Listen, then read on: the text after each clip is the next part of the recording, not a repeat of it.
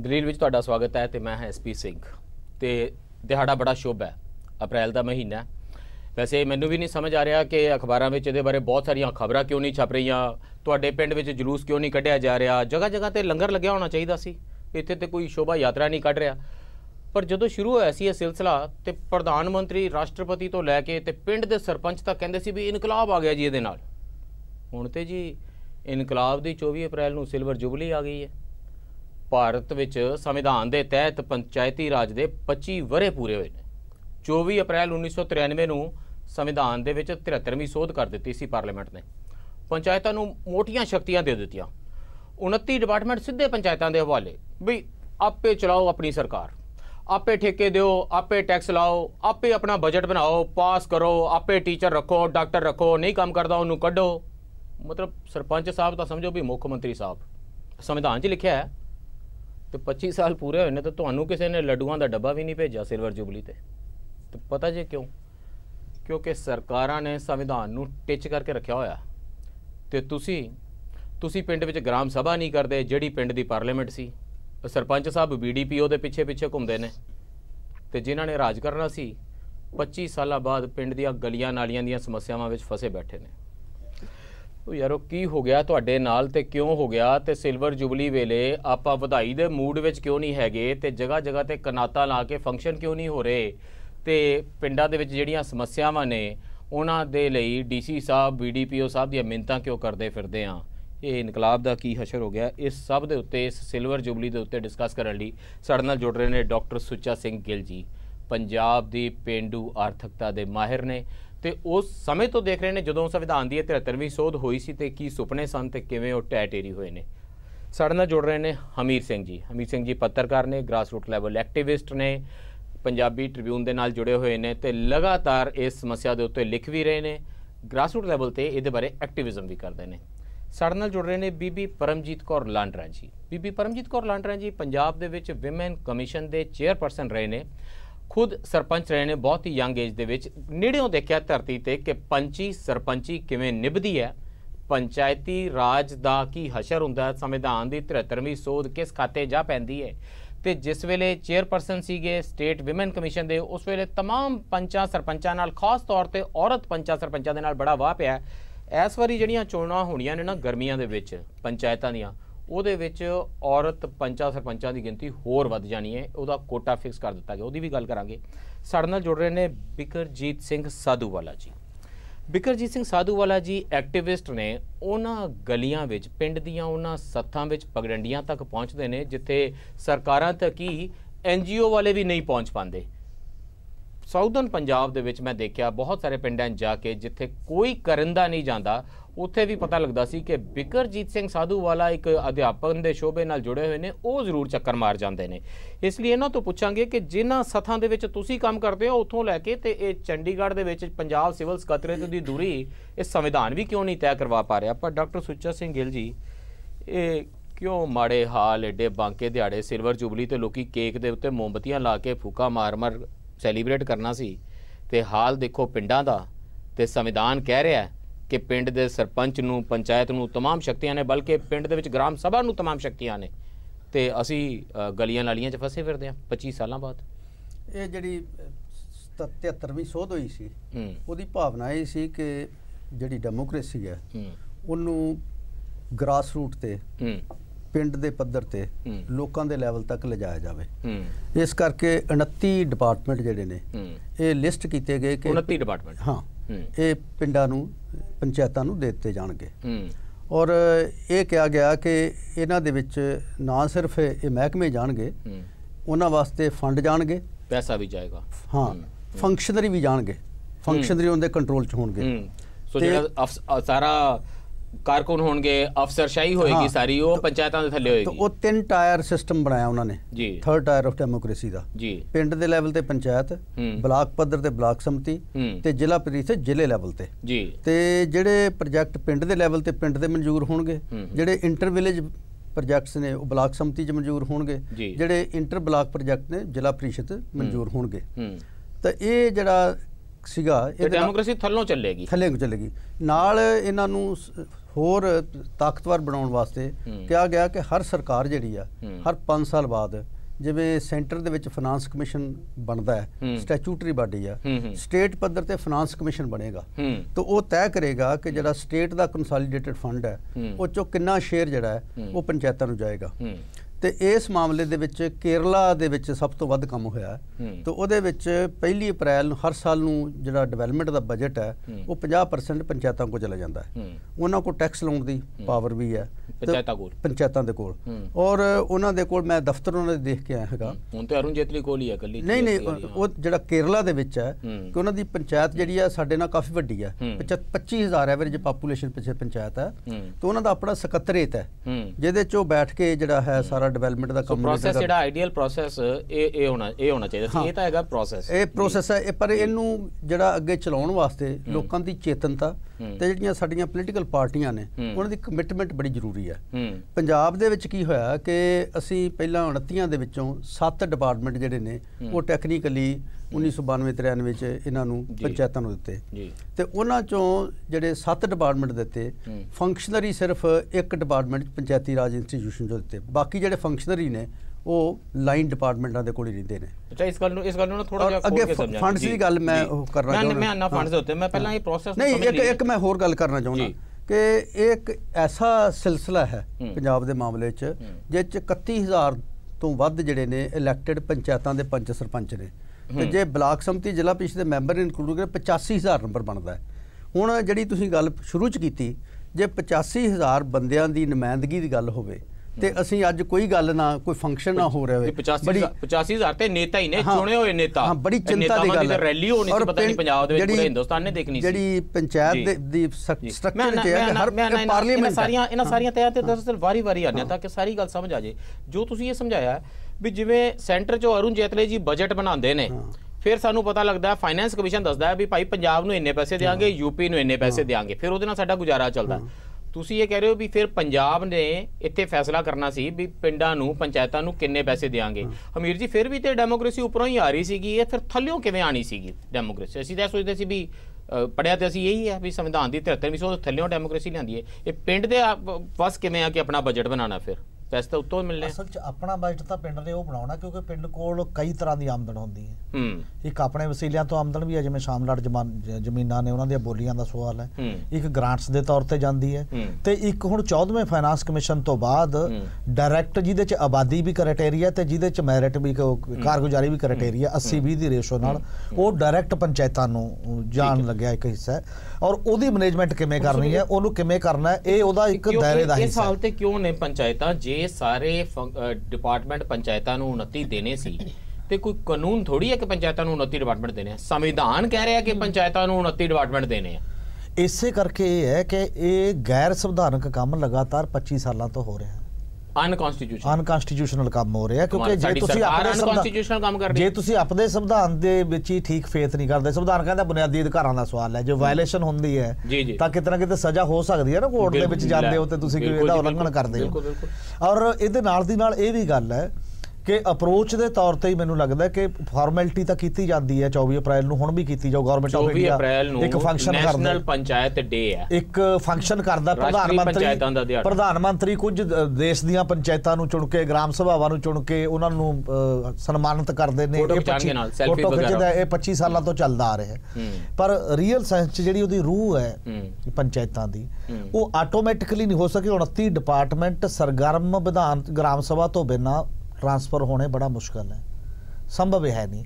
ਜਿਹੜੇ ਗ੍ਰਾਮ ਸਭਾ ਤੋਂ ਬਿਨਾਂ ਗ੍ਰਾਮ ਸਭਾ ਜਿਹੜੀ ਕਿ ਜਿਵੇਂ ਗ੍ਰਾਮ ਸਭਾ ਸਮਝਾ ਦਿਓ ਤੁਸੀਂ। ਗ੍ਰਾਮ ਸਭਾ ਪਿੰਡ ਦੀ ਪਾਰਲੀਮੈਂਟ ਦੀ ਤਰ੍ਹਾਂ, ਸੂਬੇ ਦੀ ਵਿਧਾਨ ਸਭਾ ਦੀ ਤਰ੍ਹਾਂ। ਜਿਵੇਂ ਪੰਚਾਇਤ ਇੱਕ ਕਾਰਜਕਾਰੀ ਬਾਡੀ ਹੈ, ਜਿਵੇਂ ਅਮਰਿੰਦਰ ਸਿੰਘ ਦੀ ਗਵਰਨਮੈਂਟ ਇੱਕ ਕਾਰਜਕਾਰੀ ਬਾਡੀ ਹੈ, ਕਾਰਜਪਾਲਿਕਾ ਦਾ ਹਿੱਸਾ ਹੈ, ਉਵੇਂ ਵਿਧਾਨ ਸਭਾ ਕਾਨੂੰਨ ਘੜਨੀ ਸਭਾ ਹੈ।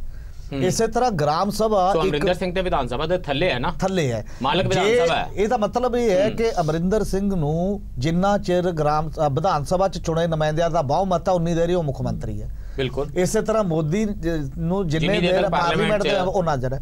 ਸਾਡੇ ਪੰਚਾਇਤੀ ਰਾਜ 1994 ਦੇ ਵਿੱਚ ਵੀ ਇਹੀ ਸੀਗਾ ਕਿ ਜਿੰਨਾ ਚਿਰ ਸਰਪੰਚ ਨੂੰ ਬਹੁਮਤ ਦਾ ਨੁਮਾਇੰਦਾ ਉਹ ਹੈ ਉਹਨਾਂ ਚਿਰ ਹੈ, 2 ਸਾਲਾਂ ਬਾਅਦ ਉਹ ਜੱਜ ਕਰਨਗੇ, ਉਹਨੂੰ ਵਾਪਸ ਬੁਲਾ ਸਕਦੇ ਨੇ। ਪਰ 2007 ਤੋਂ ਬਾਅਦ ਇਹ ਅਧਿਕਾਰ ਲੋਕਾਂ ਦਾ ਵਾਪਸ ਲੈ ਲਿਆ ਗਿਆ, ਖੋਲਿਆ ਗਿਆ। ਹੁਣ ਤੁਸੀਂ ਸਰਪੰਚ ਨੂੰ ਗ੍ਰਾਮ ਸਭਾ ਨਹੀਂ ਹਟਾ ਸਕਦੀ। ਇਹ ਕਿਹੜਾ ਕਾਨੂੰਨ ਹੈ ਸੰਵਿਧਾਨ 'ਚ? ਜੇਕਰ ਤੁਸੀਂ ਇੱਕ ਤਰੀਕਾਕਾਰ ਅਪਣਾਉਂਦੇ ਹੋ ਤੇ ਉਹ ਤਰੀਕਾ ਕੇਵਲ ਪਿੰਡ ਦੇ ਉਸ ਨੁਮਾਇੰਦੇ ਤੋਂ ਵਾਪਸ ਲੈ ਲਿਓ, ਉਹਨਾਂ ਵੋਟਾਂ ਤੋਂ ਵਾਪਸ ਲੈ ਜਿਹੜੀ ਗ੍ਰਾਮ ਸਭਾ ਹੈ ਉਹਦੀ ਕੀ ਸ਼ਕਤੀ ਹੋਏਗੀ? ਗ੍ਰਾਮ ਸਭਾ ਇੱਕ ਤਾਂ ਇਹੀ ਗੱਲ ਹੈ ਕਿ ਬਹੁਤ ਸਾਰੇ ਲੋਕਾਂ ਨੂੰ ਅਜੇ ਤੱਕ ਤਾਂ ਇਹੀ ਨਹੀਂ ਪਤਾ ਸ਼ਬਦ ਕੀ ਹੈ। ਦੂਜਾ ਇਹ ਨਹੀਂ ਪਤਾ ਰਜਿਸਟਰਡ ਹੁੰਦੀ ਹੈ, ਕਿੱਥੇ ਕਰਾਉਣੀ ਹੈ ਜੀ, ਕਿਵੇਂ ਕਰਾਉਣੀ ਹੈ। ਜਿਹੜਾ ਵੀ ਪਿੰਡ ਦਾ ਵੋਟਰ ਹੈ ਉਹ ਗ੍ਰਾਮ ਸਭਾ ਦਾ ਪੱਕਾ ਮੈਂਬਰ ਹੈ। ਜਿਹੜਾ ਪਿੰਡ ਜੇ ਮੰਨ ਲਓ ਕੋਈ ਪਿੰਡ ਹੈ 4000 ਆਬਾਦੀ ਹੈ, 2.5 ਵੋਟ ਦਾ 2500 ਵੋਟ ਆ, ਉਹ ਸਾਰੇ ਦੇ ਸਾਰੇ ਮੈਂਬਰ ਨੇ। ਜਿਹਦੀ ਵੋਟ ਹੈ ਉਹ ਗ੍ਰਾਮ ਸਭਾ ਦਾ ਮੈਂਬਰ ਹੈ ਆਪਣੇ ਆਪ ਹੀ।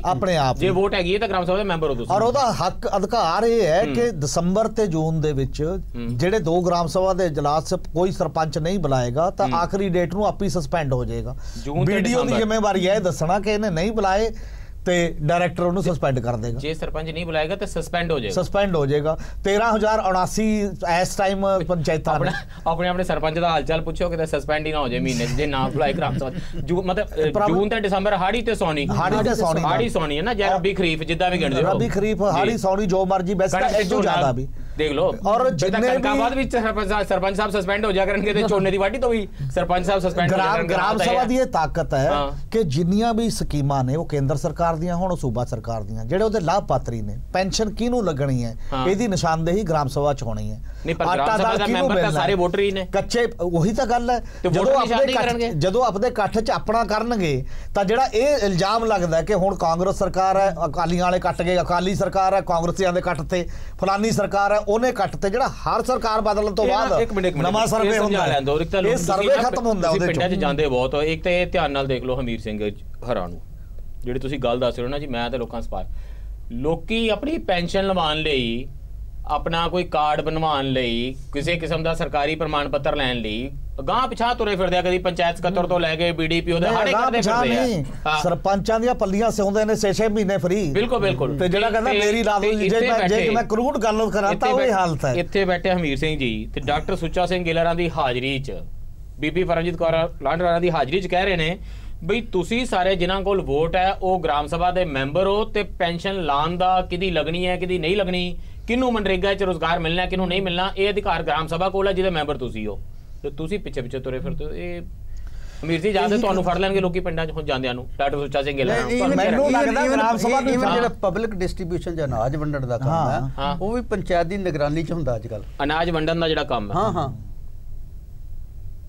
ਮਤਲਬ ਬੇਸਿਕਲੀ ਉਹ ਗ੍ਰਾਮ ਸਭਾ ਦਾ ਅਧਿਕਾਰ ਹੈ। ਬਿਲਕੁਲ ਸੋ ਲੋਕਾਂ ਦਾ ਅਧਿਕਾਰ ਹੈ ਜਿਨ੍ਹਾਂ ਨੇ ਅਨਾਜ ਲੈਣਾ ਹੈ, ਜਿਨ੍ਹਾਂ ਦੇ ਤਾਂ ਕਿ ਉਹ ਇਸੇ ਲਈ ਦਿੱਤਾ ਗਿਆ ਸੀ। ਜਿਹੜੀ ਗ੍ਰਾਸ ਰੂਟ ਲੈਵਲ ਦੀ ਡੈਮੋਕ੍ਰੇਸੀ ਹੈ ਕਿ ਜਦੋਂ ਸਾਰਾ ਪਿੰਡ ਇਕੱਠਾ ਬੈਠੂਗਾ ਤਾਂ ਹੇਰਾ ਫੇਰੀ ਨਹੀਂ ਹੋਏਗੀ, ਡਰ ਨਹੀਂ ਹੋਊਗਾ। ਬੀਬੀ ਪਰਮਜੀਤ ਕੌਰ ਜੀ, ਤੁਸੀਂ ਚੇਅਰਪਰਸਨ ਸੀਗੇ ਵਿਮਨ ਸਟੇਟ ਕਮਿਸ਼ਨ ਦੇ, ਤੇ ਉਹ ਤੁਸੀਂ ਸਾਰੇ ਪਰਿਵਾਰਾਂ ਨੂੰ ਬੁਲਾਇਆ ਹੋਇਆ ਸੀ ਮਾਨਸੇ ਆ 1.5-2 ਮਹੀਨੇ ਦੀ ਗੱਲ ਹੈ। ਤੇ ਜਿਹੜੇ ਸੁਸਾਈਡ ਅਫੈਕਟਡ ਪਰਿਵਾਰ ਸੀਗੇ, ਆਤਮ ਹੱਤਿਆ ਪੀੜਤ ਕਿਸਾਨ ਤੇ ਮਜ਼ਦੂਰ ਪਰਿਵਾਰ, ਉੱਥੇ ਕਿੰਨੀਆਂ ਸਾਰੀਆਂ ਔਰਤਾਂ ਮੈਂ ਦੇਖਿਆ ਤੁਹਾਡੇ ਅੱਗੇ ਪਿੱਛੇ, ਤੁਹਾਡੇ ਅਫਸਰਾਂ ਦੇ ਪਿੱਛੇ ਤੁਰੀਆਂ ਫਿਰਦੀਆਂ ਸੀ ਵੀ ਬੀਬਾ ਮੇਰੀ ਪੈਨਸ਼ਨ ਲਵਾ ਦਿਓ, ਬੀਬਾ ਮੇਰਾ ਇਹ ਕੰਮ ਕਰਾ ਦਿਓ। ਤੇ ਤੁਹਾਨੂੰ ਤਾਂ ਹੁਣ ਪਤਾ ਲੱਗ ਰਿਹਾ ਵੀ ਉਹ ਤੇ ਪਾਵਰ ਤੇ ਔਰਤਾਂ ਦੇ ਕੋਲ ਆਪਣੀ ਆਪ ਸੀਗੀ। ਉਹ ਤੇ ਗ੍ਰਾਮ ਸਭਾ ਦੀਆਂ ਮੈਂਬਰ ਸੀ। ਜੇ ਉਹਨਾਂ ਦੇ ਪਿੰਡ ਗ੍ਰਾਮ ਸਭਾ ਹੁੰਦੀ ਤੇ ਉਹਨਾਂ ਨੇ ਆਪ ਫੈਸਲੇ ਕਰਨੇ ਸੀਗੇ। ਬਿਲਕੁਲ ਜੀ। ਤੇ ਬੀਬੀ ਪਰਮਜੀਤ ਕੌਰ ਲਾਂਡਰਾ ਦੇ ਅੱਗੇ ਪਿੱਛੇ ਘੁੰਮਦੇ ਫਿਰਦੇ ਸੀਗੇ। ਇਹ ਹਾਲ ਤੁਸੀਂ ਕਿੰਨੇ ਕੁ ਪਿੰਡਾਂ ਵਿੱਚ ਦੇਖਿਆ ਹੈ? ਤੇ ਜੇ ਇਹ ਸ਼ਕਤੀ ਇਹ ਪਤਾ ਲੱਗ ਜੇ ਲੋਕਾਂ ਨੂੰ ਵੀ ਅੱਜ ਸਿਲਵਰ ਜੁਬਲੀ ਹੈ, 25 ਸਾਲ ਪੂਰੇ ਹੋਏ ਨੇ, ਉਹਨਾਂ ਕੋਲ ਇੰਨੀ ਤਾਕਤ ਹੈ, ਤੇ ਫਿਰ ਮਾਫ ਕਰਿਓ ਇਹ ਅਮਰਿੰਦਰ ਸਿੰਘ ਤੋਂ ਲੈ ਕੇ ਤੇ ਤੁਹਾਡੇ ਤੱਕ ਤੁਹਾਡੇ ਅੱਗੇ ਪਿੱਛੇ ਕੌਣ ਘੁੰਮੂਗਾ? ਨਹੀਂ, ਸ਼ਾਇਦ ਇਹੀ ਕਾਰਨ ਹੈ SP ਸਿੰਘ ਜੀ ਕਿ ਲੀਡਰ ਕਿਤੇ ਨਾ ਕਿਤੇ ਮੈਂ ਸਮਝਦੀ ਹਾਂ ਕਿ ਸਵਾਰਥੀ ਹੋਏ ਪਏ ਨੇ। ਜਿਹੜੀ ਇੰਨੀ ਜ਼ਿਆਦਾ ਰਾਜਨੀਤਿਕ ਦਖਲਅੰਦਾਜ਼ੀ ਦੇ ਕਾਰਨ ਜਿਹੜੇ ਇਹ ਕਾਨੂੰਨ ਨੇ ਉਹ ਪੰਗੂ ਹੋਏ ਪਏ ਨੇ। ਮੈਂ ਸਮਝਦੀ ਹਾਂ ਕਿ ਕਾਨੂੰਨ ਇੰਨੇ ਬਣ ਗਏ, 1952 ਚ ਬਣਿਆ, 61 ਚ ਬਣਿਆ, ਫਿਰ ਉਹਨਾਂ ਨੂੰ ਇਕੱਠੇ ਕਰਕੇ 1994 ਚ ਬਣਾ ਦਿਆ, ਫਿਰ ਅਮੈਂਡਮੈਂਟਸ ਵੀ ਹੋ ਗਈਆਂ, ਤੇ ਕੋਰਟਸ ਨੇ ਆਪਣੇ ਆਪਣੇ ਲੈਵਲ ਤੇ high court and supreme court ਵੀ ਕੁਛ ਨਾ ਕੁਛ ਉਹ ਕਰਦੇ ਰਹਿੰਦੇ ਨੇ ਲੋਕ ਹਿੱਤਾਂ ਦੇ ਫੈਸਲੇ ਇਹਦੇ ਸੰਬੰਧ ਚ।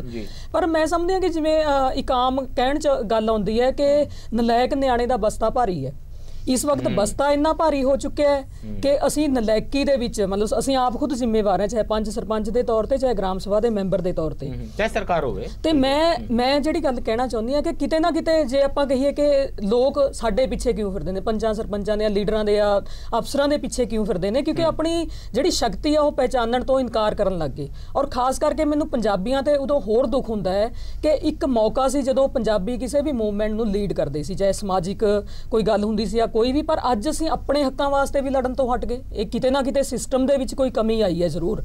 ਤੇ ਜੇਕਰ ਆਪਾਂ ਕਾਨੂੰਨ ਬਣਾਉਣ ਤੋਂ ਪਹਿਲਾਂ ਦੇ ਪੰਜਾਬ ਦੀ ਗੱਲ ਕਰੀਏ, ਪੂਰੇ ਇੰਡੀਅਨ ਸਿਸਟਮ ਦੀ ਗੱਲ ਕਰੀਏ, ਤਾਂ ਪੰਚਾਇਤਾਂ ਨੂੰ ਇੱਕ ਪੰਜ ਪਰਮੇਸ਼ਵਰ ਦੇ ਤੌਰ ਤੇ, ਜਦੋਂ ਕਿ ਇਲੈਕਸ਼ਨ ਵੀ ਨਹੀਂ ਸੀ ਹੁੰਦੇ, ਪੰਜ ਪਰਮੇਸ਼ਵਰ ਦੇ ਤੌਰ ਤੇ ਉਹਨੂੰ ਰੱਬ ਦਾ ਇਲਾਹੀ ਹੁਕਮ ਮੰਨ ਕੇ ਲੋਕ ਉਹਨਾਂ ਦੀਆਂ ਗੱਲਾਂ ਮੰਨਦੇ ਵੀ ਸੀ। ਪਰ ਅੱਜ ਰਾਜਨੀਤਿਕ ਜਦ ਤੋਂ ਇਲੈਕਸ਼ਨ ਦਾ ਸਿਸਟਮ ਸ਼ੁਰੂ ਹੋਇਆ, ਮੈਂ ਸਮਝਦੀ ਹਾਂ ਕਿ ਇਹ ਜਿਹੜੀ ਇੱਕ ਆਪਣੀ ਇੱਕ ਅਸਲੀਅਤ ਹੋਣੀ ਚਾਹੀਦੀ ਸੀ ਕਿ ਪੰਚਾਇਤਾਂ ਨੂੰ ਇੱਕ ਲੋਕਤੰਤਰ, ਕਿਉਂਕਿ ਲੋਕਤੰਤਰ ਦਾ ਸਭ ਤੋਂ ਜੇਕਰ ਬੈਕਬੋਨ ਕਹਿ ਲਓ, ਇਹ ਜੜ੍ਹਾਂ ਨੇ ਇੰਡੀਅਨ ਡੈਮੋਕ੍ਰੇਸੀ ਦੀਆਂ, ਤਾਂ ਉਹ ਪੰਚਾਇਤੀ ਸਿਸਟਮ ਹੈ। ਜਦ ਅੱਜ ਅਸੀਂ ਇੰਨਾ ਕਮਜ਼ੋਰ ਕਰ ਦਿੱਤਾ, ਤਾਂ ਬਾਕੀ ਦੀ ਡੈਮੋਕ੍ਰੇਸੀ ਦਾ ਜੋ ਅੱਜ ਹਾਲ ਆਪਾਂ ਦੇਖ ਰਹੇ ਹਾਂ, ਚਾਹੇ ਆਪਾਂ ਵਿਧਾਨ ਸਭਾ 'ਚ ਜੂਤ ਪ੍ਰਦਾਨ ਹੁੰਦੇ ਦੇਖੀਏ ਐਮਐਲਏਸ ਨੂੰ, ਚਾਹੇ ਆਪਾਂ ਪਾਰਲੀਮੈਂਟ ਜਿਹੜੀ ਚੱਲ ਹੀ ਨਹੀਂ ਰਹੀ, ਜਿਹੜਾ ਜ਼ਿੰਮੇਵਾਰੀ ਹੈ ਉਹਨਾਂ ਦੀ, ਤਾਂ ਉਹਦਾ ਕਾਰਨ ਇਹੀ ਹੈ ਕਿ ਕਿਤੇ ਨਾ ਕਿਤੇ ਅਸੀਂ ਸਵਾਲ ਕਰਨ ਵਾਲੇ ਸੀ ਜਿਹੜੇ, ਉਹ ਅਸੀਂ ਇੰਨੇ ਕਮਜ਼ੋਰ ਹੋ ਗਏ। ਕਾਰਨ ਇਹ ਹੈ ਨਾ ਵੀ ਜੇ ਪਿੰਡਾਂ ਵਿੱਚ ਗ੍ਰਾਮ ਸਭਾ ਹੋ ਰਹੀਆਂ ਹੁੰਦੀਆਂ, ਫਿਰ ਲੋਕਾਂ ਵਿੱਚ ਉਹ ਰਾਜਨੀਤਿਕ ਚੇਤਨਾ ਵੀ ਹੁੰਦੀ, ਉਹ ਆਪਣੇ ਫੈਸਲੇ ਆਪ ਲੈ ਰਹੇ ਹੁੰਦੇ, ਫਿਰ ਉਹ ਵਿਧਾਨ ਸਭਾ ਤੇ ਨਜ਼ਰ ਰੱਖਦੇ, ਉਹ ਲੋਕ ਡਰਦੇ ਕਿ ਅਸੀਂ ਐਮਪੀ ਹੈ ਜਿਹੜੇ ਸਾਨੂੰ ਜ਼ਿੰਮੇਵਾਰੀ ਨਾਲ ਭੇਜਿਆ, ਤਾਂ ਅਸੀਂ ਸਵਾਲ ਵੀ ਕਰੀਏ ਤੇ ਵਿਧਾਨ ਸਭਾ 'ਚ ਵੀ ਗਾਲੀ ਗਲੋਚ ਤੋਂ ਬਿਨਾਂ ਲੋਕ ਹਿੱਤਾਂ ਦੀ ਗੱਲ ਜੋ ਆਗੂ ਵੀ ਜਾਂਦੇ। ਹੁਣ ਗ੍ਰਾਮ ਸਭਾ 'ਚੋਂ ਕੋਈ ਐਮਐਲਏ ਨਹੀਂ ਬਣ ਸਕਦਾ, ਗ੍ਰਾਮ ਸਭਾ ਦੇ ਵਿੱਚ ਵਿਚਾਰਾ ਉਹ ਤਾਂ ਗਰੀਬ ਆਦਮੀ ਰਹਿ ਗਿਆ ਪਿੱਛੇ।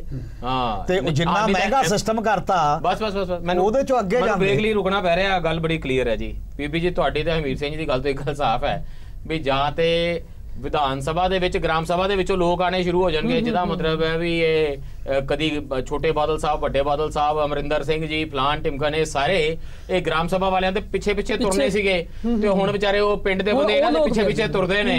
ਤੇ ਜੇ ਗ੍ਰਾਮ ਸਭਾ ਹੋਣ ਲੱਗ ਪਈ, ਇਹ ਗੱਲ ਤਾਂ ਇਹ ਵੀ ਅੱਗੇ ਕਿੰਨੇ ਭਜਣਾ ਤੇ ਪਿੱਛੇ ਕਿੰਨੇ ਪੂਛ ਚੱਕ ਕੇ ਆਉਣਾ। ਸਿਸਟਮ ਅਸੀਂ ਉਹ ਚੇਂਜ ਕਰ ਸਕਦੇ ਹਾਂ। ਜੇ ਤਾਂ ਚਾਹੁੰਦੇ ਹੋ ਵੀ ਲੀਡਰ ਤੁਹਾਡੇ ਪਿੱਛੇ ਫਿਰੇ, ਫਿਰ ਤਾਂ ਗ੍ਰਾਮ ਸਭਾ ਕਰਨੀ ਪਊਗੀ। ਤੇ ਜੇ ਲੀਡਰਾਂ ਦੇ ਪਿੱਛੇ ਫਿਰਨਾ, ਫਿਰ ਬਗੈਰ ਗ੍ਰਾਮ ਸਭਾ ਤੋਂ ਜਿਹੜੀ ਆ ਕਾਗਜ਼ਾਂ 'ਚ ਤੁਹਾਡੇ ਗ੍ਰਾਮ ਸਭਾ ਹੋਈ ਜਾਂਦੀ ਹੈ, ਇਹ ਇਦਾਂ ਹੀ ਕੰਮ ਚੱਲੀ ਜਾਣਾ। 24 ਅਪ੍ਰੈਲ ਨੂੰ ਨੈਸ਼ਨਲ ਪੰਚਾਇਤ ਡੇ ਹੈ। ਜੇ ਹੋਰ ਤਰੀਕੇ ਨਾਲ ਦੇਸ਼ ਚੱਲਦਾ ਤੇ ਫਿਰ ਇਸ ਦਿਨ ਜਿਹੜੇ ਉਹ ਐਂਕਰ ਹੁੰਦੇ ਨਾ, ਜਿਵੇਂ ਦੀਵਾਲੀ ਵਾਲੇ ਦਿਨ ਬੜੇ ਰੰਗ ਬਿਰੰਗੇ ਕੱਪੜੇ ਪਾ ਕੇ ਆਉਂਦੇ ਹੁੰਦੇ ਨੇ, ਉਹ ਸੈਲੀਬ੍ਰੇਟ ਕਰਦੇ ਹੁੰਦੇ ਨੇ। ਜੇ ਤੁਹਾਡਾ ਰਾਜ ਹੁੰਦਾ ਤੇ ਐਂਕਰ ਨੇ ਰੰਗ ਬਿਰੰਗੀ ਸਤਰੰਗੀ ਪੱਗ ਬੰਨ੍ਹ ਕੇ ਆਉਣਾ ਸੀਗਾ, ਇੱਥੇ ਕੇਕ ਕੱਟਿਆ ਹੋਣਾ ਸੀਗਾ। ਪਰ ਜੇ ਆਪਾਂ ਵਿਚਾਰ ਚਰਚਾ ਨਾਲ ਜੁੜੇ ਰਹੀਏ, ਬ੍ਰੇਕ ਤੋਂ ਬਾਅਦ ਮਿਲਦੇ ਹਾਂ ਵੀ ਤੁਹਾਡੇ ਪਿੱਛੇ ਨੇਤਾ ਕਿਵੇਂ ਤੁਰਨਾ ਸ਼ੁਰੂ ਕਰ ਸਕਦਾ, ਇਹ ਦਿਨ ਵੀ ਦੇਖ ਸਕਦੇ ਹਾਂ ਬ੍ਰੇਕ ਤੋਂ ਬਾਅਦ।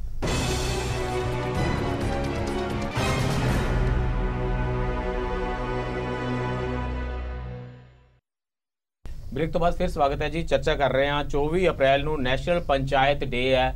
25 ਸਾਲ ਸਿਲਵਰ ਜੁਬਲੀ ਦੇਸ਼ ਦੇ ਵਿੱਚ ਪੰਚਾਇਤੀ ਰਾਜ ਇੰਸਟੀਟਿਊਸ਼ਨਸ ਦੀ, PRIs ਦੀ ਹੋ ਰਹੀ ਹੈ। ਸੰਵਿਧਾਨ ਦੇ ਵਿੱਚ ਸੋਧ ਕਰਕੇ ਇਹ ਪਾਵਰਾਂ ਪੰਚਾਇਤਾਂ ਨੂੰ ਦਿੱਤੀਆਂ ਗਈਆਂ ਸੀ, ਜਿਹਦਾ ਮਤਲਬ ਪਿੰਡ ਦੇ ਵਿੱਚ ਗ੍ਰਾਮ ਸਭਾ ਨੂੰ ਇਹ ਪਾਵਰਾਂ ਸੀ, ਜਿਹਦੇ ਮੈਂਬਰ ਹਰ ਪਿੰਡ ਵਾਲਾ ਜਿਹਦਾ ਮੈਂਬਰ ਹੁੰਦਾ, ਜਿਹਦੀ ਵੀ ਵੋਟ ਹੈ। ਸੋ ਸਾਰੀਆਂ ਸ਼ਕਤੀਆਂ ਤੁਹਾਡੇ ਕੋਲ, ਤੇ ਤੁਸੀਂ ਸਾਰਾ ਕਸੂਰ ਸਰਕਾਰਾਂ ਦਾ ਕੱਢਦੇ ਰਹਿੰਦੇ ਹੋ। ਬਹੁਤ ਗਲਤ ਗੱਲ ਕਰ ਰਹੇ ਹੋ। ਸਾਡੇ ਨਾਲ ਇਸ ਚਰਚਾ ਵਿੱਚ ਸ਼ਾਮਲ ਨੇ ਡਾਕਟਰ ਸੁੱਚਾ ਸਿੰਘ ਗਿੱਲ ਜੀ, ਹਮੀਰ ਸਿੰਘ ਜੀ, ਬੀਬੀ ਪਰਮਜੀਤ ਕੌਰ ਲਾਂਡਰਾ ਜੀ ਤੇ ਬਿਕਰਜੀਤ ਸਿੰਘ ਸਾਧੂਵਾਲਾ ਜੀ, ਐਕਟਿਵਿਸਟ। ਬਿਕਰਜੀਤ ਸਿੰਘ ਜੀ, ਇੱਥੇ ਉਹ ਕਹਿੰਦੇ ਨੇ ਸਾਰੀ ਸ਼ਕਤੀ ਅਮਰਿੰਦਰ ਸਿੰਘ ਹੋਰਾਂ ਦੀ ਲਾਲ ਬੱਤੀ ਵਾਲੀ ਕਾਰ 'ਚ ਤੁਰੀ ਫਿਰਦੀ ਹੈ। ਜੇ ਕਿਤੇ ਮਹਾਰਾਜਾ ਸਾਹਿਬ ਗੱਲ ਸੁਣ ਲੈਣ ਤੇ ਬੰਦੇ ਦੀ ਗੱਲ ਬਣ ਜਾਂਦੀ ਹੈ।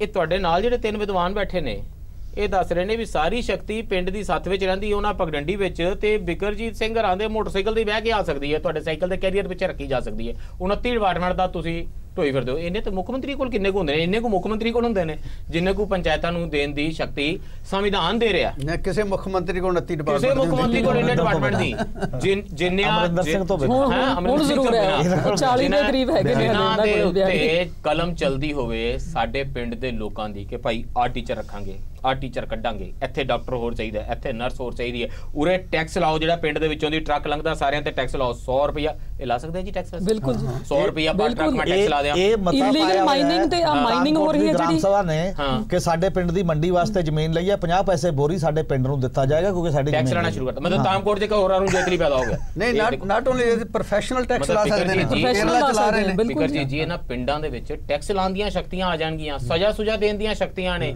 ਮੈਜਿਸਟ੍ਰੇਟ ਨੂੰ, ਥਾਣੇਦਾਰ ਨੂੰ ਸਾਹਮਣ ਕਰਨ ਦੀਆਂ ਸ਼ਕਤੀਆਂ ਵੀ ਉਰੇ ਆ ਜਾ, ਸਾਡੇ ਸਾਹਮਣੇ ਖੜਾ ਹੋ ਜਾ। ਇਹ ਪਿੰਡ ਵਾਲਿਆਂ ਨੂੰ ਆਪਣੀ ਸ਼ਕਤੀ ਕਿਉਂ ਨਹੀਂ ਪਤਾ ਲੱਗਦੀ ਤੇ ਅਮਰਿੰਦਰ ਸਿੰਘ ਦੀ ਕਾਰ ਤੇ ਲਾਲ ਬੱਤੀ ਕਿਉਂ ਦਿਸਦੀ ਹੈ? ਇਹ ਜਿਹੜਾ ਗ੍ਰਾਮ ਸਭਾ ਬਾਰੇ ਆਪਾਂ ਚਰਚਾ ਕਰ ਰਹੇ ਹਾਂ ਜੀ, ਅੱਜ ਤੱਕ ਪਿੰਡ ਦੇ ਵਿੱਚ ਇਸ ਤਰ੍ਹਾਂ ਦੀ ਕੋਈ ਸਰਗਰਮੀ ਜਿਹੜੀ ਹੋਈ ਨਹੀਂ ਹੈ। ਮੈਂ 2008 ਦੇ ਵਿੱਚ 9 ਦੇ ਵਿੱਚ ਪਹਿਲੀ ਵਾਰ RTI ਪਾਈ ਵੀਡੀਓ ਦਫ਼ਤਰ, ਉਹਨਾਂ ਨੂੰ ਪੁੱਛਿਆ ਕਿ ਮੇਰੇ ਪਿੰਡ ਗ੍ਰਾਮ ਸਭਾ ਦਾ ਇਜਲਾਸ ਕਿਹੜੇ ਦਿਨ ਹੋ ਰਿਹਾ ਹੈ, ਤਾਂ ਮੈਨੂੰ ਜਵਾਬ ਆ ਗਿਆ ਕਿ ਤੁਹਾਡੇ ਪਿੰਡ ਇਸ ਦਿਨ 3:30 ਵਜੇ ਸਕੂਲ ਦੇ ਵਿੱਚ ਫਲਾਨਾ ਪੰਚਾਇਤ ਅਫਸਰ ਆ ਕੇ ਗ੍ਰਾਮ ਸਭਾ ਦਾ ਇਜਲਾਸ ਕਰਾਏਗਾ। ਅੱਛਾ ਜੀ। ਅਸੀਂ ਉੱਥੇ ਇਕੱਠੇ ਹੋ ਗਏ, 10-15 ਬੰਦੇ ਖੜੇ ਆ ਔਰ ਵੇਟ ਕਰ ਰਹੇ ਹਾਂ, ਕੋਈ ਨਹੀਂ ਆਉਂਦਾ। ਜਦੋਂ ਉਹਨਾਂ ਨੂੰ ਫੋਨ ਕਰਕੇ ਪੁੱਛਿਆ, ਉਹ ਕਹਿੰਦੇ ਜੀ ਪੀਓ ਸਾਹਿਬ ਛੁੱਟੀ ਤੇ ਚਲੇ ਗਏ ਆ ਕਿ ਤੁਹਾਡੇ ਪਿੰਡ ਅੱਜ ਗ੍ਰਾਮ ਸਭਾ ਦਾ ਇਜਲਾਸ ਨਹੀਂ ਹੋਏਗਾ, ਪਹਿਲਾਂ ਕੋਈ ਮੈਸੇਜ ਨਹੀਂ ਸਾਨੂੰ ਲਾਇਆ ਗਿਆ। ਸੋ ਪਿੰਡ ਨੂੰ ਨਹੀਂ ਦੱਸਿਆ, ਕੋਈ ਪਿੰਡ ਨੂੰ ਨਹੀਂ ਦੱਸਿਆ, ਵਿਧਾਨ ਸਭਾ ਦੇ ਮੈਂਬਰਾਂ ਨੂੰ ਨਹੀਂ ਦੱਸਿਆ ਨਾ, ਬਿਲਕੁਲ ਵੀ ਨਹੀਂ ਦੱਸਿਆ ਜੀ। ਉਹ ਵਿਚਾਰੇ ਬੈਠੇ ਹੋਏ ਨੇ ਆ ਕੇ ਵਿਧਾਨ ਸਭਾ 'ਚ। ਤੇ ਬਾਅਦ ਦੇ ਵਿੱਚ 6 ਮਹੀਨਿਆਂ ਬਾਅਦ ਕਿਤੇ ਮੈਂ ਪੰਚਾਇਤ ਦਾ ਰਜਿਸਟਰ ਚੈੱਕ ਕੀਤਾ ਤੇ ਉਹ ਗ੍ਰਾਮ ਸਭਾ ਦਾ ਇਜਲਾਸ ਹੋਇਆ ਸੀ। ਹਾਂਜੀ, ਮੈਨੂੰ ਪਤਾ ਲੱਗਿਆ ਵੀ ਉਹ ਕਾਗਜ਼ਾਂ 'ਚ ਹੋ ਚੁੱਕਿਆ ਹੈ ਤੇ ਉਹ ਇਹ ਵੀ ਪਤਾ ਲੱਗਾ ਵੀ ਪਹਿਲੀ ਵਾਰ ਤਾਂ 20% ਦਾ ਜਿਹੜਾ ਹਾਜ਼ਰੀ ਹੋਣੀ ਜ਼ਰੂਰੀ ਹੈ, ਦੂਜੀ ਵਾਰ ਉਹ 10 ਨਾਲ ਹੀ ਹੋ ਜਾਂਦੀ ਹੈ। ਇਸ ਕਰਕੇ ਇਹ ਲੋਕਾਂ ਨੂੰ 95% ਲੋਕਾਂ ਨੂੰ ਅੱਜ ਵੀ ਨਹੀਂ ਪਤਾ ਕਿ ਜੂਨ ਵਿੱਚ ਇਜਲਾਸ ਹੋਣੇ ਆ ਪੰਜਾਬ ਦੇ ਹਰ ਪਿੰਡ ਵਿੱਚ ਤੇ ਪਿਛਲੇ ਦਸੰਬਰ ਨੂੰ ਵੀ ਹੋਏ ਹੋਣਗੇ। ਸੋ ਜੇ ਲੋਕੀ ਆਰਟੀਆਈ ਪਾਣ ਤੇ ਪਤਾ ਕਰਨ ਵੀ ਦਸੰਬਰ ਦੇ ਵਿੱਚ ਇਜਲਾਸ ਗ੍ਰਾਮ ਸਭਾ ਦਾ ਹੋਇਆ ਸੀ ਕਿ ਨਹੀਂ ਸਾਡੇ ਪਿੰਡ ਵਿੱਚ, ਤੇ ਜਵਾਬ ਤਾਂ ਇਹੀ ਮਿਲੇਗਾ ਵੀ ਹੋਇਆ ਸੀ, ਨਹੀਂ ਤੇ ਸਰਪੰਚ ਸਾਹਿਬ ਸਸਪੈਂਡ ਹੋ ਜਾਂਦੇ। ਜੋ ਜਦੋਂ ਪੈਨਸ਼ਨਾਂ ਬਣਦੇ ਨੇ ਇੱਕ ਸਰਪੰਚ ਵੀ ਨਹੀਂ ਹੋਇਆ। ਸੋ ਤੁਹਾਡੇ ਵੀ ਪਿੰਡ 'ਚ ਇਜਲਾਸ ਹੋਇਆ ਤੁਹਾਨੂੰ ਪਤਾ ਨਹੀਂ ਲੱਗਾ। ਇਹ 420 ਹੈ, ਫਰਾਡ ਹੈ।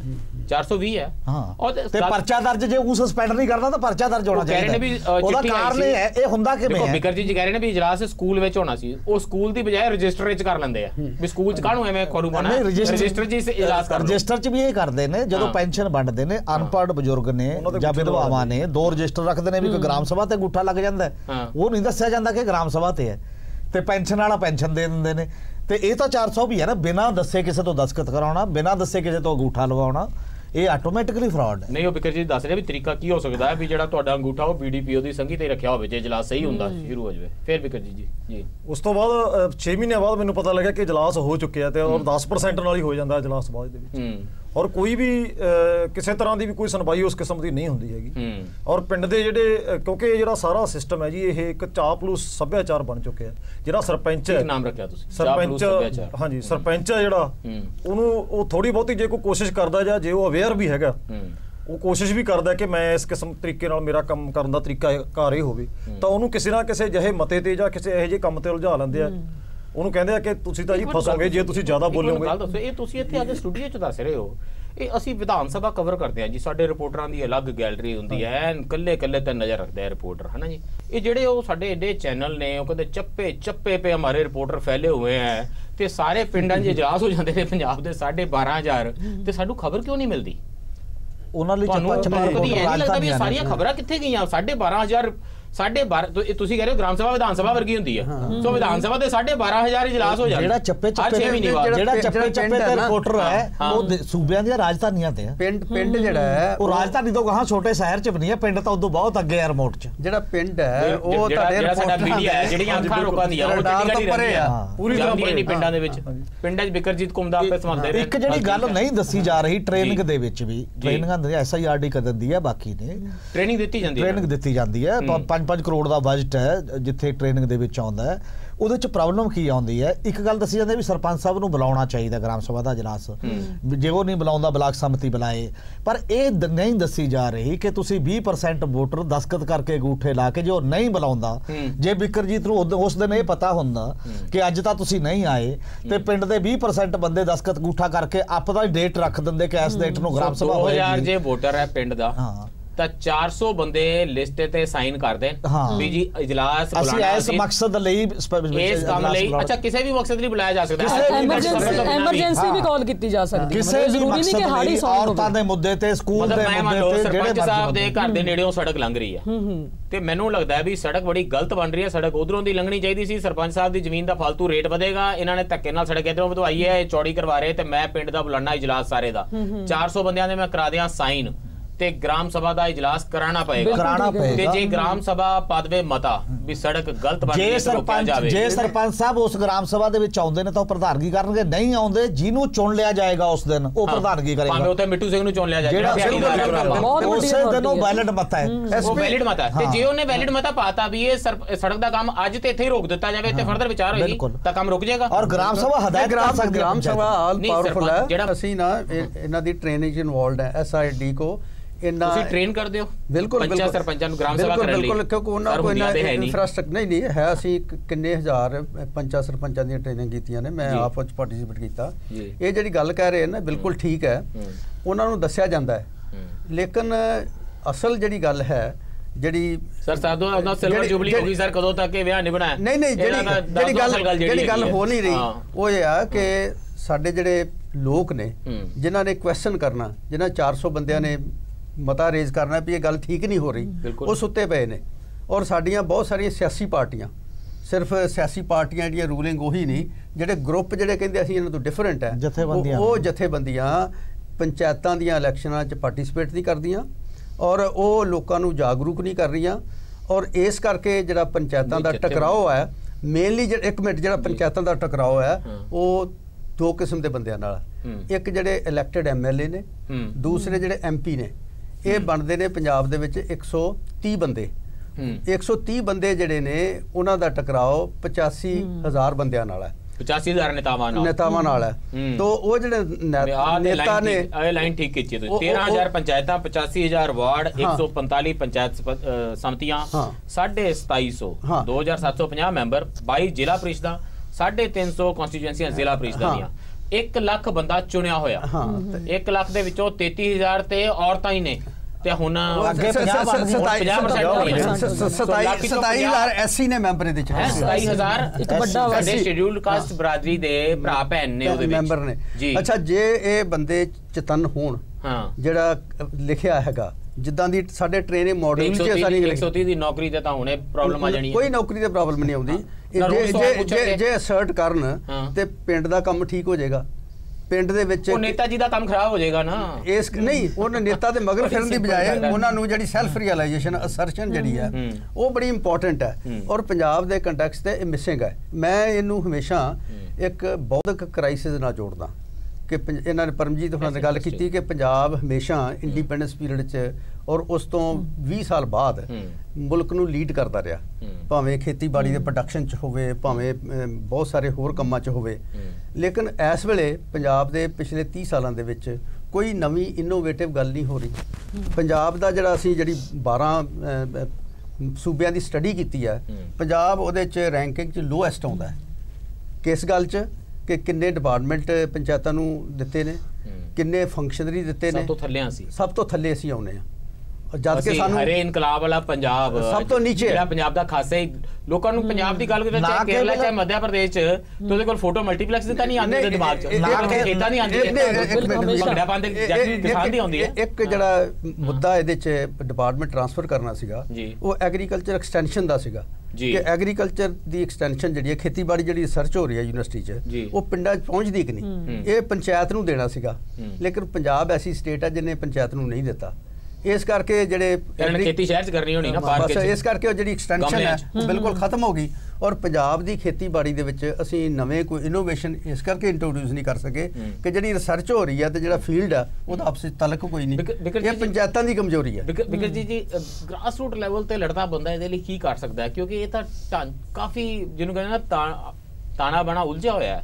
ਜਿਨ੍ਹਾਂ ਦੇ ਵਿੱਚ ਸ਼ਕਤੀ ਹੈ ਇਹਨੂੰ ਠੀਕ ਕਰਨ ਦੀ, ਉਹਨਾਂ ਦੀ ਇਨਸੈਂਟਿਵ ਕੀ ਹੈ? ਜੇ ਨੇਤਾ ਜੀ ਸਾਰਾ ਕੁਝ ਠੀਕ ਕਰਨਾ ਸ਼ੁਰੂ ਕਰ ਦੇਣਗੇ ਤੇ ਤੁਸੀਂ ਹਰ ਪਿੰਡ ਦੇ ਵਿੱਚ ਗ੍ਰਾਮ ਸਭਾ ਕਰਨੀ ਸ਼ੁਰੂ ਕਰ ਦੋਗੇ ਤੇ ਹਰ ਚੌਥੇ ਦਿਨ ਐਡਾ ਲੰਬਾ ਫਰਲਾ ਪ੍ਰੇਸ਼ਨਾਂ ਦਾ ਲਿਖ ਕੇ ਨੇਤਾ ਜੀ ਨੂੰ ਭੇਜੋਗੇ, ਆਹ ਕੰਮ ਇਦਾਂ ਕਿਉਂ ਕੀਤਾ ਗਿਆ, ਇਹਦੇ ਫੰਡ ਇਦਾਂ ਕਿਉਂ ਕੀਤੇ ਗਏ, ਗ੍ਰਾਮ ਸਭਾ ਇਹ ਪੁੱਛਦੀ ਹੈ, ਗ੍ਰਾਮ ਸਭਾ ਫਲਾਂ ਪੁੱਛਦੀ ਹੈ, ਗ੍ਰਾਮ ਸਭਾ ਨੇ ਕਿਹਾ ਤੇ ਟੀਚਰ ਘੱਟ ਹੈ 2 ਟੀਚਰ ਹੋਰ ਲਾਓ, ਗ੍ਰਾਮ ਸਭਾ ਨੇ ਕਿਹਾ ਵੀ ਸਾਡੇ ਪਿੰਡ ਮਨਰੇਗਾ ਦਾ ਰੋਜ਼ਗਾਰ ਜਿਹੜਾ ਇਹਨਾਂ 40 ਬੰਦਿਆਂ ਲਈ ਮਿਲਣਾ ਬਹੁਤ ਜ਼ਰੂਰੀ ਹੈ, ਇਹ ਵਿਧਵਾ ਇਹਨੂੰ 100 ਦਿਨ ਦਾ ਘੱਟੋ ਘੱਟ ਮਿਲਣਾ ਚਾਹੀਦਾ ਤੇ 5 ਦਿਨ ਵੀ ਨਹੀਂ ਮਿਲ ਰਿਹਾ, ਤੇ ਨੇਤਾ ਲਈ ਤਾਂ ਨਿੱਤ ਮੁਸੀਬਤ ਹੈ। ਇਹਦੇ ਨਾਲੋਂ ਚੰਗਾ ਨੇਤਾ ਕਦੀ ਸ਼ਰਾਬ ਪੀ ਕੇ ਪੈਸੇ ਲੈ ਲਵੇ, ਕੋਈ ਤੁਹਾਨੂੰ ਭੜਕਾ ਕੇ ਪੈਸੇ ਲੈ ਲਵੇ, ਕਿਸੇ ਕਦੀ ਹਿੰਦੂ ਮੁਸਲਿਮ ਬਣਾ ਕੇ ਵੋਟਾਂ ਲੈ ਲਵੇ।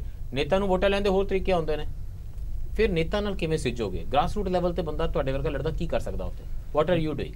ਮੈਂ ਹਰ ਸਾਲ ਜਦੋਂ ਜੂਨ ਜਾਂ ਦਸੰਬਰ ਦੇ ਵਿੱਚ ਇਜਲਾਸ ਹੋਣੇ ਹੁੰਦੇ ਆ ਜੀ, ਤੇ ਮੈਂ ਬੜੇ ਸੁਚੇਤ ਰੂਪ ਦੇ ਵਿੱਚ ਕਾਫੀ ਪਿੰਡਾਂ ਦੇ ਵਿੱਚ ਸੰਪਰਕ ਆਪਦੇ ਕਰਦਾ, ਆਪਦੇ ਬੰਦਿਆਂ ਨਾਲ ਸੰਪਰਕ ਕਰਦਾ, ਉਹਨਾਂ ਨੂੰ ਕਹਿਣਾ ਵੀ ਵੀਡੀਓ ਦਫ਼ਤਰ ਦੇ ਵਿੱਚੋਂ ਦੇਖ ਕੇ ਲਿਸਟ ਲੱਗੀ ਹੁੰਦੀ ਆ ਬਾਹਰ, ਉੱਥੋਂ ਦੇਖ ਕੇ ਦੱਸਦਾ ਕਿ ਤੁਹਾਡੇ ਪਿੰਡ ਇਸ ਦਿਨ ਟੀਵੀ ਤੇ ਹੁੰਦਾ ਪ੍ਰੋਗਰਾਮ, ਲੋਕੀ ਦੇਖ ਰਹੇ ਆ, ਇਜਲਾਸ ਨੇਤਾ ਤੁਹਾਡੀ ਸ਼ਕਲ ਪਛਾਣ ਰਿਹਾ ਵੀ ਇਹ ਬੰਦੇ ਤੇ ਤੁਸੀਂ ਦੱਸੋ ਵੀ ਤੁਹਾਡੇ ਪਿੰਡ ਇਜਲਾਸ ਹੋਇਆ ਜਾਂ ਨਹੀਂ ਹੋਇਆ ਜੀ। ਔਰ ਅਖੀਰ ਜਿਹੜਾ ਜਦੋਂ ਅਖੀਰਲਾ ਦਿਨ ਹੁੰਦਾ ਇਜਲਾਸ ਦਾ, ਉਸ ਦਿਨ ਮੈਂ ਪ੍ਰੈਸ ਵਾਲਿਆਂ ਨੂੰ ਫੋਨ ਕਰਕੇ, ਉਹ ਕਾਫੀ ਅਖਬਾਰਾਂ 'ਚ ਖਬਰ ਛਪਦੀ ਹੈ ਕਿ ਸਰਦੂਲਗੜ੍ਹ ਬਲਾਕ ਦੇ ਵਿੱਚ ਕਿਤੇ ਕੋਈ ਇਜਲਾਸ ਨਹੀਂ ਹੋਇਆ। ਔਰ ਇਹ ਬਿਲਕੁਲ ਉਸੇ ਤਰ੍ਹਾਂ ਜਦ ਕਿ ਕਾਗਜ਼ਾਂ ਦੇ ਇਜਲਾਸ ਹੋ ਰਹੇ ਹੁੰਦੇ ਨੇ। ਮੈਂ ਹਰ ਵਾਰੀ ਇਹ ਕੋਸ਼ਿਸ਼ ਕਰਦਾ ਜੀ ਇਸ ਤਰ੍ਹਾਂ ਹੋਵੇ। ਪੱਤਰਕਾਰ ਤੇ ਜਾਂਦਾ ਨਹੀਂ, ਉਹ ਤਾਂ ਵਿਕਰ ਜੀ ਤਰ੍ਹਾਂ ਨੇ ਇਹ ਕੰਮ ਵੀ ਸ਼ੁਰੂ ਕਰਤਾ ਵੀ ਉਹ ਤੋਂ ਖਬਰ ਇੱਥੇ ਤੱਕ ਟਰੈਵਲ ਕਰ ਜਾਵੇ ਆਪਣੇ ਪਿੰਡਾਂ 'ਚ ਨਾ। ਵੈਸੇ ਮੈਂ ਹੁਣੇ ਹੀ ਕਹਿ ਦਿਆਂ ਵੀ ਪੈਰੀ ਚੱਪਲ ਪਾਓ, ਮਾੜੇ ਜਿਹੇ ਗੇੜੀ ਮਾਰ ਕੇ ਆਓ ਵੀ ਜੂਨ 'ਚ ਇਜਲਾਸ ਕਿੱਥੇ ਹੋਇਆ ਸੀ, ਦਸੰਬਰ 'ਚ ਕਿੱਥੇ ਹੋਇਆ ਸੀ, ਤੇ ਨੇੜੇ ਤੇੜੇ ਦੇ ਪੱਤਰਕਾਰ ਲੱਭੋ ਜਿਹੜੇ ਸੁੱਤੇ ਪਏ ਆ, ਜਗਾਓ ਤੇ ਖਬਰਾਂ ਲਵਾਉਣੀਆਂ ਸ਼ੁਰੂ ਕਰੋ। ਬਿਲਕੁਲ ਇਹ ਤਾਂ ਕੰਮ ਹੋਣਾ ਹੀ ਚਾਹੀਦਾ। ਐਕਚੁਅਲੀ ਅਸਲ 'ਚ ਜਿਹੜੀ ਟ੍ਰੇਨਿੰਗ ਦੇ ਵਿੱਚ ਵੀ ਫਾਲਟੀ ਪ੍ਰੋਬਲਮ ਕੀ ਹੈ, ਮੈਨੂੰ ਲੱਗਦਾ ਕਿ ਟ੍ਰੇਨਿੰਗ ਦਿੱਤੀ ਜਾਂਦੀ ਹੈ ਪੰਚਾਇਤਾਂ ਨੂੰ। ਸਰਪੰਚ ਜਾਂ ਪੰਚਾਂ ਨੂੰ, ਉਹਨੂੰ ਅਫਸਰ ਕਹਿੰਦਾ ਵੀ ਇਹ ਕਿੱਥੇ ਟ੍ਰੇਨਿੰਗ ਸੁਣਿਆ ਆ, ਇਹ ਰਹਿਣ ਦੇ, ਤੇਰਾ ਕੰਮ ਗੜਬੜ ਹੋ ਜੂ, ਆਪਾਂ ਤਾਂ ਇਹ ਚਲਾਉਣਾ ਹੈ। ਟ੍ਰੇਨਿੰਗ ਗ੍ਰਾਮ ਸਭਾ ਦੇ ਮੈਂਬਰਾਂ ਨੂੰ ਦੇਣੀ ਦੀ ਲੋੜ ਹੈ, ਸੋ ਪਿੰਡ ਵਾਲਿਆਂ ਨੂੰ ਦੇਣ ਦੀ ਲੋੜ ਹੈ। ਜਿਹੜਾ ਮੈਂਬਰ ਹੈ ਕਿ ਤੁਸੀਂ ਜੇਕਰ ਉਹ ਨਹੀਂ ਕਰਦਾ, ਉੱਪਰਲਾ ਬੌਸ ਬੈਠਾ ਤੇਰਾ, ਤਾਂ ਤੁਸੀਂ ਕਿਵੇਂ ਕਰਨੀ ਹੈ? ਤੇ ਕੱਲਾ ਇਹ ਨਹੀਂ ਕਿ ਡੇਟ ਦੇਖ ਲੈਣੀ ਹੈ, ਉੱਥੇ ਡੇਟ ਦੇਖਣੀ ਨਹੀਂ ਹੈ, ਡੇਟ ਦਸਖਤ ਕਰਨੇ ਨੇ ਕਿ ਅਸੀਂ ਭਾਈ ਇੱਥੇ ਬਣਾ ਦੇ ਐਗਜ਼ਾਮਪਲ ਦੇ ਤੌਰ ਤੇ ਡੇਟ ਰੱਖ ਲੈਣੀ ਹੈ। ਹਰੇਕ ਐਮਐਲਏ ਆਪਣੇ ਇਲਾਕੇ ਦੇ ਘੱਟੋ ਘੱਟ 5 ਗ੍ਰਾਮ ਸਭਾ ਇਜਲਾਸ ਅਟੈਂਡ ਕਰਨਾ ਸ਼ੁਰੂ ਕਰਦੇ। 117 ਐਮਐਲਏ ਨੇ, ਦੇਖੋ ਜੀ ਇਹ 600 ਪਿੰਡਾਂ ਦੇ ਵਿੱਚ ਸਭਾ ਦੇ ਇਜਲਾਸ ਉਹਦੀ ਫੋਟੋ ਵੀ ਛਪ ਜਾਣਗੀ ਸਰ। ਉਹ ਐਮਐਲਏ ਦੀ ਕਾਰ ਦੇ ਪਿੱਛੇ ਪਿੱਛੇ ਮੀਡੀਆ ਵਾਲਿਆਂ ਦੀ ਵੀ ਕਾਰ ਤੁਰ ਪੈਂਦੀ ਹੈ ਐਕਚੁਅਲੀ, ਨਾਲ ਕੈਮਰੇ ਉਹ ਵੀ ਸਭ ਤੋਂ ਅੱਗੇ ਪੈਣਗੀਆਂ। ਅਸੀਂ ਇਹਨਾਂ ਨੂੰ ਪਾਵਰ ਜ਼ਿਆਦਾ ਦਿਵਾਉਣ ਦੇ ਵਿੱਚ ਵੀ have been campaigning for the last 20 years ਜੀ। ਉਹਦੇ ਚ ਇਹ ਹੈ ਕਿ ਮੇਨ ਹਰਡਲ ਹੀ ਐਮਐਲਏ ਨੇ, ਜਿਨ੍ਹਾਂ ਨੂੰ ਤੁਸੀਂ ਕਹਿ ਰਹੇ ਕਿ ਉਹ ਪੰਚਾਇਤ ਦਾ ਇਜਲਾਸ ਕਰਾਉਣ, ਉਹੀ ਤਾਂ ਹੋਣ ਨਹੀਂ ਦਿੰਦੇ। ਮੈਨੂੰ ਬ੍ਰੇਕ ਲਈ ਰੁਕਣਾ ਪੈ ਰਿਹਾ। ਤੁਸੀਂ ਕਹਿ ਰਹੇ ਹੋ ਵੀ ਮੇਨ ਹਰਡਲ ਹੈਗੇ ਐਮਐਲਏ। ਗੱਲ ਇਹ ਹੈ ਵੀ ਜਦੋਂ ਉੱਪਰਲਾ ਨੇਤਾ ਸੋਚਦਾ ਹੈ ਨਾ, ਮੋਦੀ ਸਾਹਿਬ ਕਹਿੰਦੇ ਆ ਵੀ ਜਿੱਥੇ ਐਮਐਲਏ ਜਿਹਦੇ ਘਰ ਜਿਹਨੂੰ ਪੁੱਛਦਾ ਹੀ ਨਹੀਂ ਨਾ, ਉਹ ਕਹਿੰਦੇ ਵੀ ਆਪਣੇ ਇਲਾਕੇ 'ਚ ਨਾ ਕਿਸੇ ਦਲਿਤ ਦੇ ਘਰ ਰਾਤ ਰਹਿ ਕੇ ਆਓ, ਉੱਥੇ ਰੋਟੀ ਖਾ ਕੇ ਆਓ, ਹੈ ਨਾ। ਉਹ ਸਿੰਬਲਿਜ਼ਮ ਹੈ ਨਾ, ਮਹਾਰਾਜਾ ਸਾਹਿਬ ਕਹਿ ਦੇਣ ਨਾ ਵੀ ਕਾਂਗਰਸੀ ਚੰਗੇ ਹੁੰਦੇ ਆ ਅਕਾਲੀਆਂ ਤੋਂ, ਇਹ ਐਸਾ ਹੀ 15 ਪਿੰਡਾਂ ਦੇ ਵਿੱਚ ਗ੍ਰਾਮ ਸਭਾ ਦੇ ਇਜਲਾਸ ਕਰਾਉਣਗੇ ਸਾਡੇ ਐਮਐਲਏ। ਅਜੇ ਮੰਤਰੀ ਇੱਕ ਜਗ੍ਹਾ ਤੇ ਗਿਆ ਤੇ ਐਮਐਲਏ ਦਾ ਆਪਣਾ ਮੰਤਰੀ ਦੇ ਕੋਲ ਡਿਪਾਰਟਮੈਂਟ ਹੈ। ਹਾਂਜੀ, ਜਿਹੜੇ ਮੰਤਰੀ ਕੋਲ ਡਿਪਾਰਟਮੈਂਟ ਹੈ ਉਹ ਕਿਹੜੇ ਪਿੰਡ 'ਚ ਗ੍ਰਾਮ ਸਭਾ 'ਚ ਅੱਜ ਤੱਕ ਗਏ? ਅੱਛਾ, ਜਿਹੜੇ ਮੰਤਰੀ ਕੋਲ ਡਿਪਾਰਟਮੈਂਟ ਹੈ ਛੱਡੋ ਤੇ ਬ੍ਰੇਕ ਲਈ ਰੁਕ ਰਹੇ ਆ ਤੇ ਵਾਪਸ ਆ ਕੇ ਸਿੱਧੀ ਗੱਲ ਆਪਾਂ ਉਸ ਮੰਤਰੀ ਤੋਂ ਹੀ ਸਟਾਰਟ ਕਰਾਂਗੇ ਜਿਹਦੇ ਕੋਲ ਇਹ ਡਿਪਾਰਟਮੈਂਟ ਹੈ, ਜਿਨ੍ਹਾਂ ਨੇ ਗ੍ਰਾਮ ਪੰਚਾਇਤਾਂ ਕਰਾਉਣੀਆਂ ਨਿਸ਼ਚਿਤ ਕਰਨੀਆਂ ਨੇ। ਇਸ ਬ੍ਰੇਕ ਤੋਂ ਬਾਅਦ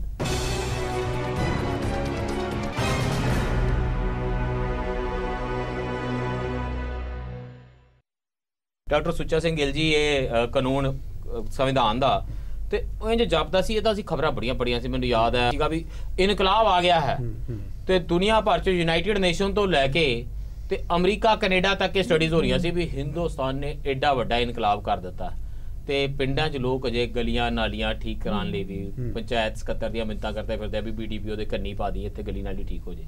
ਤੇ ਜਿਹੜੇ ਮੰਤਰੀ ਸਾਹਿਬ ਨੇ ਇਸ ਡਿਪਾਰਟਮੈਂਟ ਤੇ, ਸਰਦਾਰ ਤ੍ਰਿਪਤ ਰਜਿੰਦਰ ਸਿੰਘ ਬਾਜਵਾ, ਇਹ ਰੂਰਲ ਡਿਵੈਲਪਮੈਂਟ ਤੇ ਪੰਚਾਇਤ ਮਿਨਿਸਟਰ ਨੇ, ਇਹਨਾਂ ਦਾ ਕਹਿਣਾ ਹੈ ਕਿ ਇਹ ਠੀਕ ਤਰੀਕੇ ਨਾਲ ਕੰਮ ਚੱਲ ਨਹੀਂ ਰਿਹਾ ਤੇ ਅਸੀਂ ਨਾ ਪੜ੍ਹੇ ਲਿਖੇ ਬੰਦੇ ਜਿਹੜੇ ਆ ਉਹ ਅੱਗੇ ਲਿਆਉਣੇ ਨੇ।